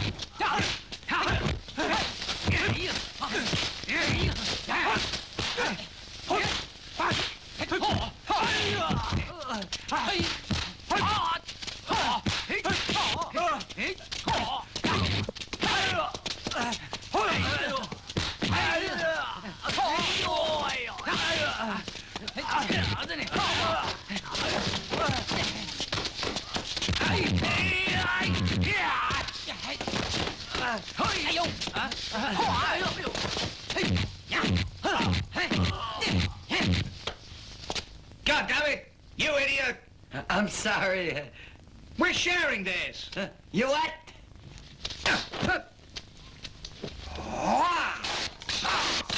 Xiao Chang? Yes. I want you to answer a couple of questions. Yes? What's the ultimate aim that fighters want to achieve when they learn Kung Fu? And what'll be your main aim? My ultimate aim is to get rid of all the criminals here. Then we'll all have peace forever. Good.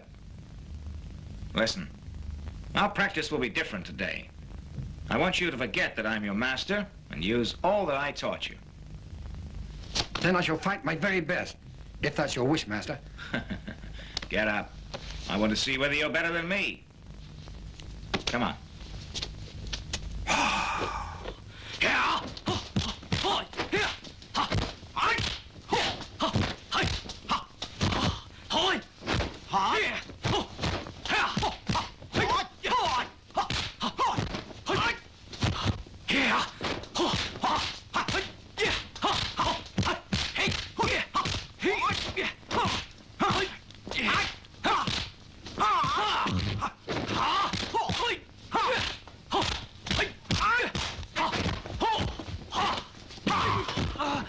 Come on.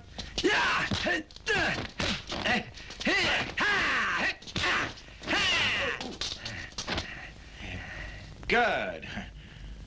You've mastered your Kung Fu well. Go and get the club. Yes.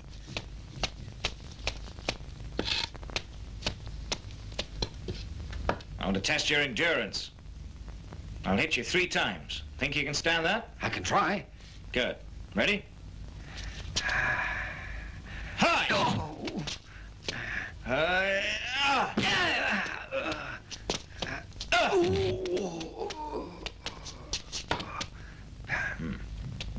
I must say I'm pleased with your improvement. You can start your new job tomorrow. Thank you. I haven't heard anything about your uncle. I'm getting worried. See if you can find out where he is. Yes, Master. Hey, Shaoli, what's that? Oh, man, you say Lin Chu's a tough guy? This nail pad here, it's specially for him. You must be out of your mind. 6 club swords, guns can't kill him. You think your nail pad will? I say you're mad. Well, you see.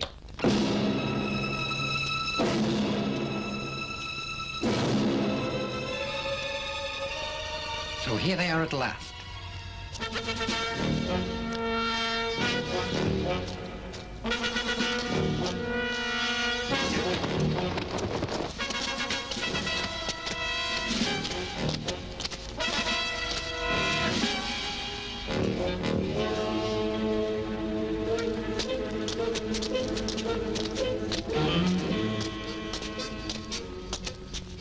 Now, just what is this? Wait. I'm Ma Chang. I'm the one you're both looking for. I didn't want you to go to any trouble. And that's why I came all the way here to wait for you. Surprise! You'll even give up your time to come to Death Valley to buy a head. I'm not sure whether we ought to sell one of our heads or buy yours. Young man, don't try to be clever. My business is to buy, not sell. Hey, old man, looks like this won't be easy. We'll have to use force. Hey, Charlie, just how many caddies do you reckon that big head of his will weigh, huh?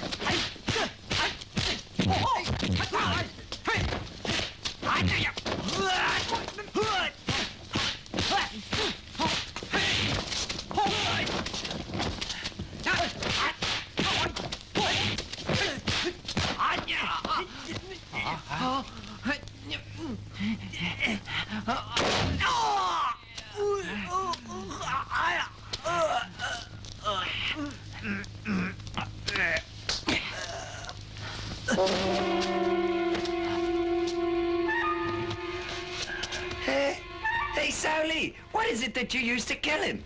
You really want to know? Of course I want to.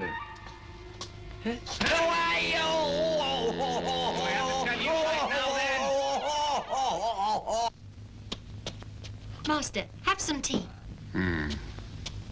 Master, my chilling is dead.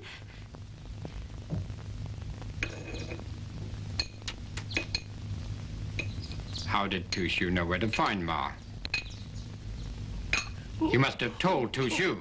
Oh, no, I didn't. You deny it? It was only you and me who knew where each of the killers lived. If you didn't tell him, how could he know? I was forced to speak. I think I'll let you retire. Well, thank you, Master. I think I ought to retire soon. Thank you. That's right. You can retire.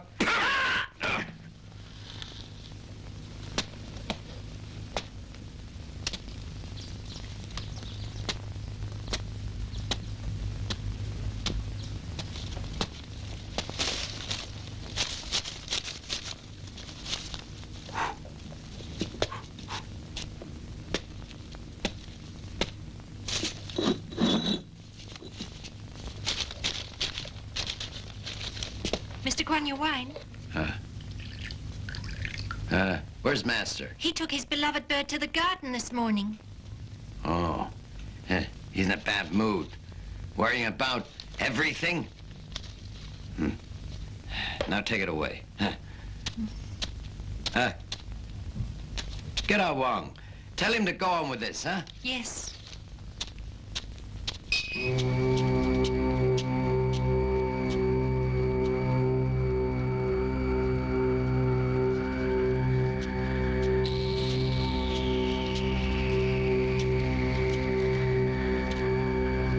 Where's that bastard Lin Chu? How are you? Screaming and shouting here. Behave yourself. All of Lin Chu's 10 killers, 9 of them have been slaughtered by me. And you, Guan Yun, the #1 among the 10, hides here. Shut up! I've been waiting patiently for you, so I can kill you.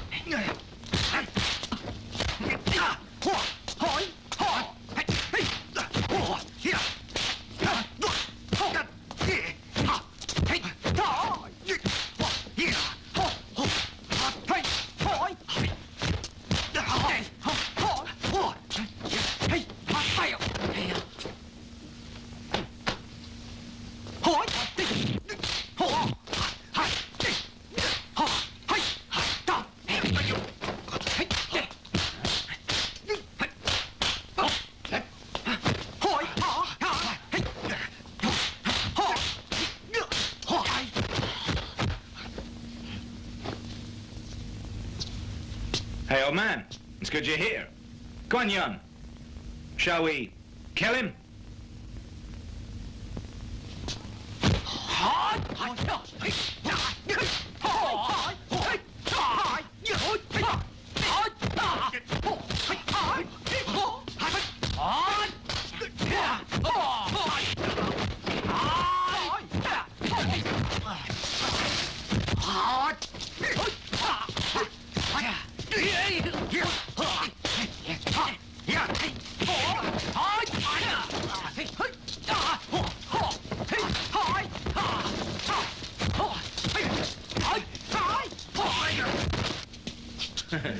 Hey, what do you think?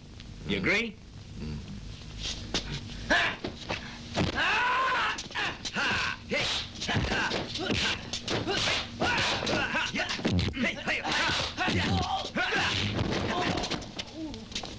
Hey, old man, he's all yours.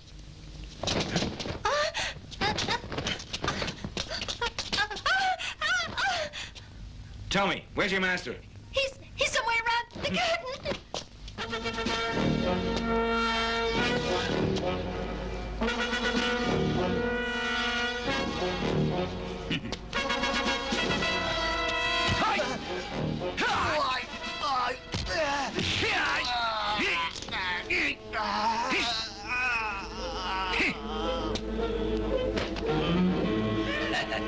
So that's 10 killers?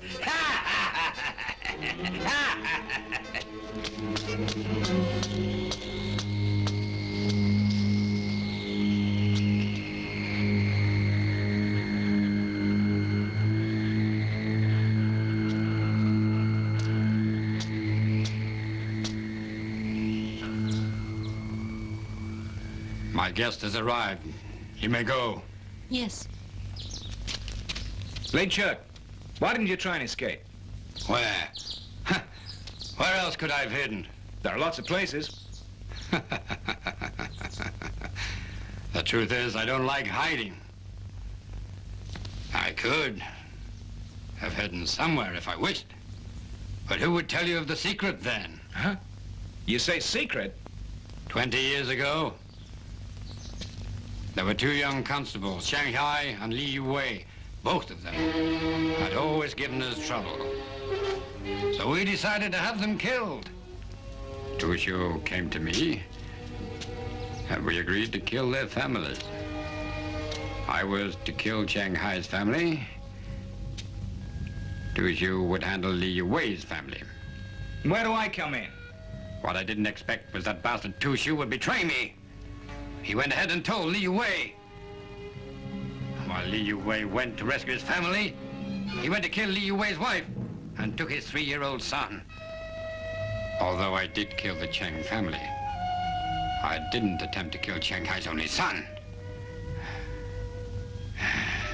Li Wei managed to save Shanghai's son, but he didn't manage to save his own. Sadly, Tushu himself has trained the little boy to be a ruthless killer. Hey, Charlie, don't listen to what he says. Huh?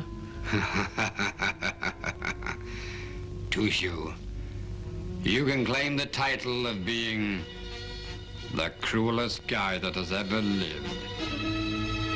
Using the son to kill the father. You really do have a heart, huh? Ling Chu, you're about to die, and you talk rubbish. Hey, Charlie, don't let him talk you out of it. He's worth $50,000. If we kill him now, we'd be rich.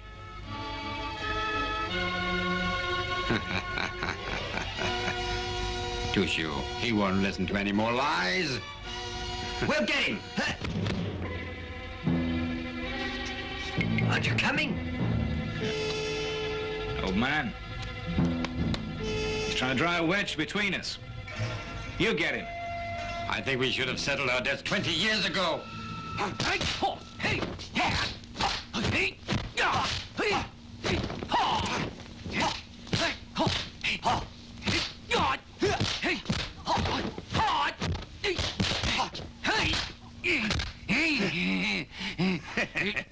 Your kung fu hasn't improved very much, has it, huh? Old man. man. You gotta kill him. I know.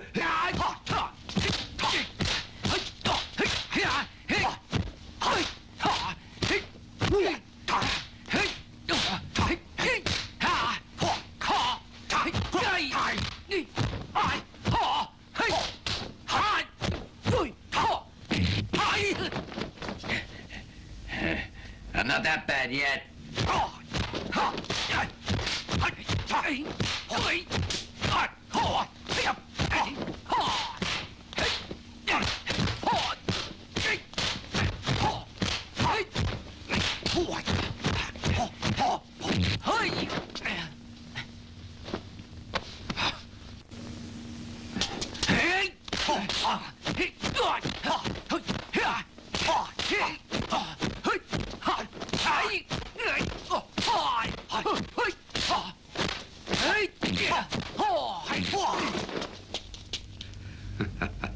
Tushu, you can't win this battle. I could kill you with 3 blows.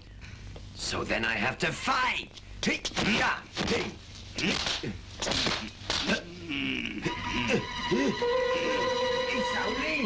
Sauli, come and help me. Come on, what are you doing? Come on, Sauli, come on, help me. Quick, what are you doing? Hurry up.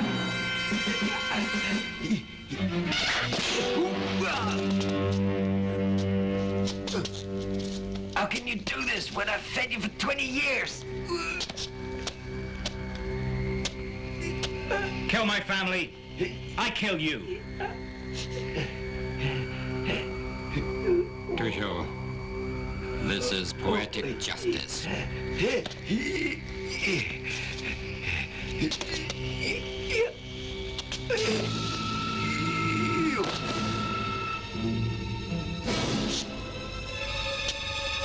Michu, your worries are not over. I'll still kill you for your head. If you want it, come and get it.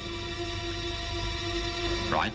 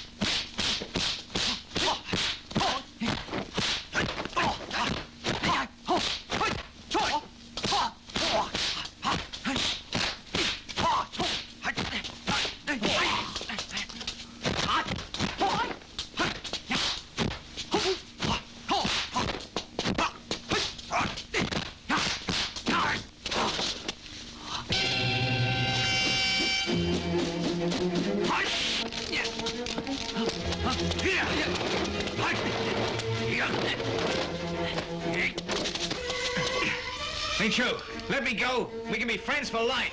It's too late! Ah!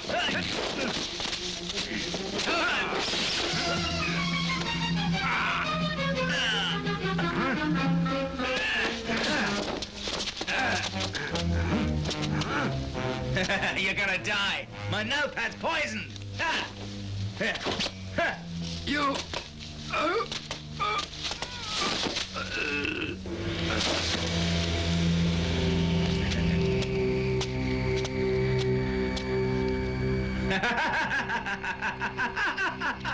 I won! You haven't won anything.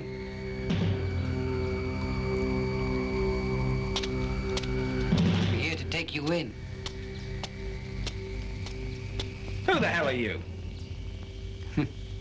I'm Chief Constable Chang Sam. Don't you know me? No, I don't. I don't really care.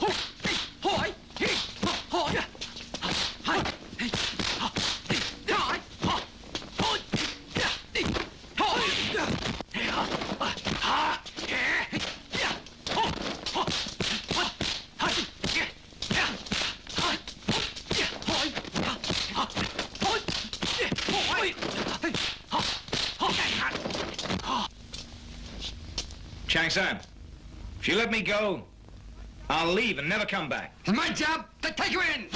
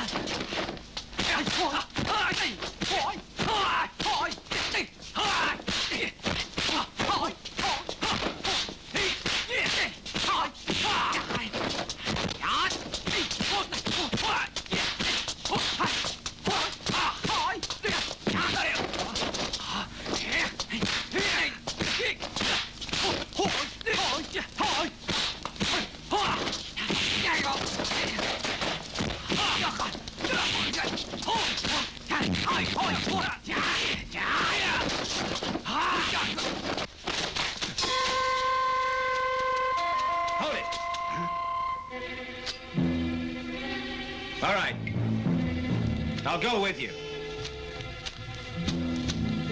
Come on.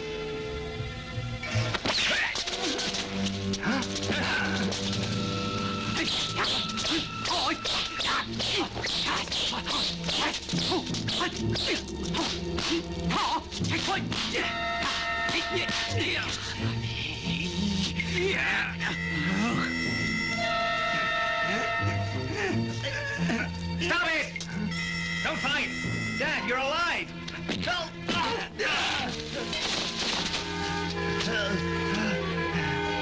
Dad, will you forgive me? I've killed all of them, including 2 Shu. Dad, will you forgive me? Xiaofugi! Master, is he my brother?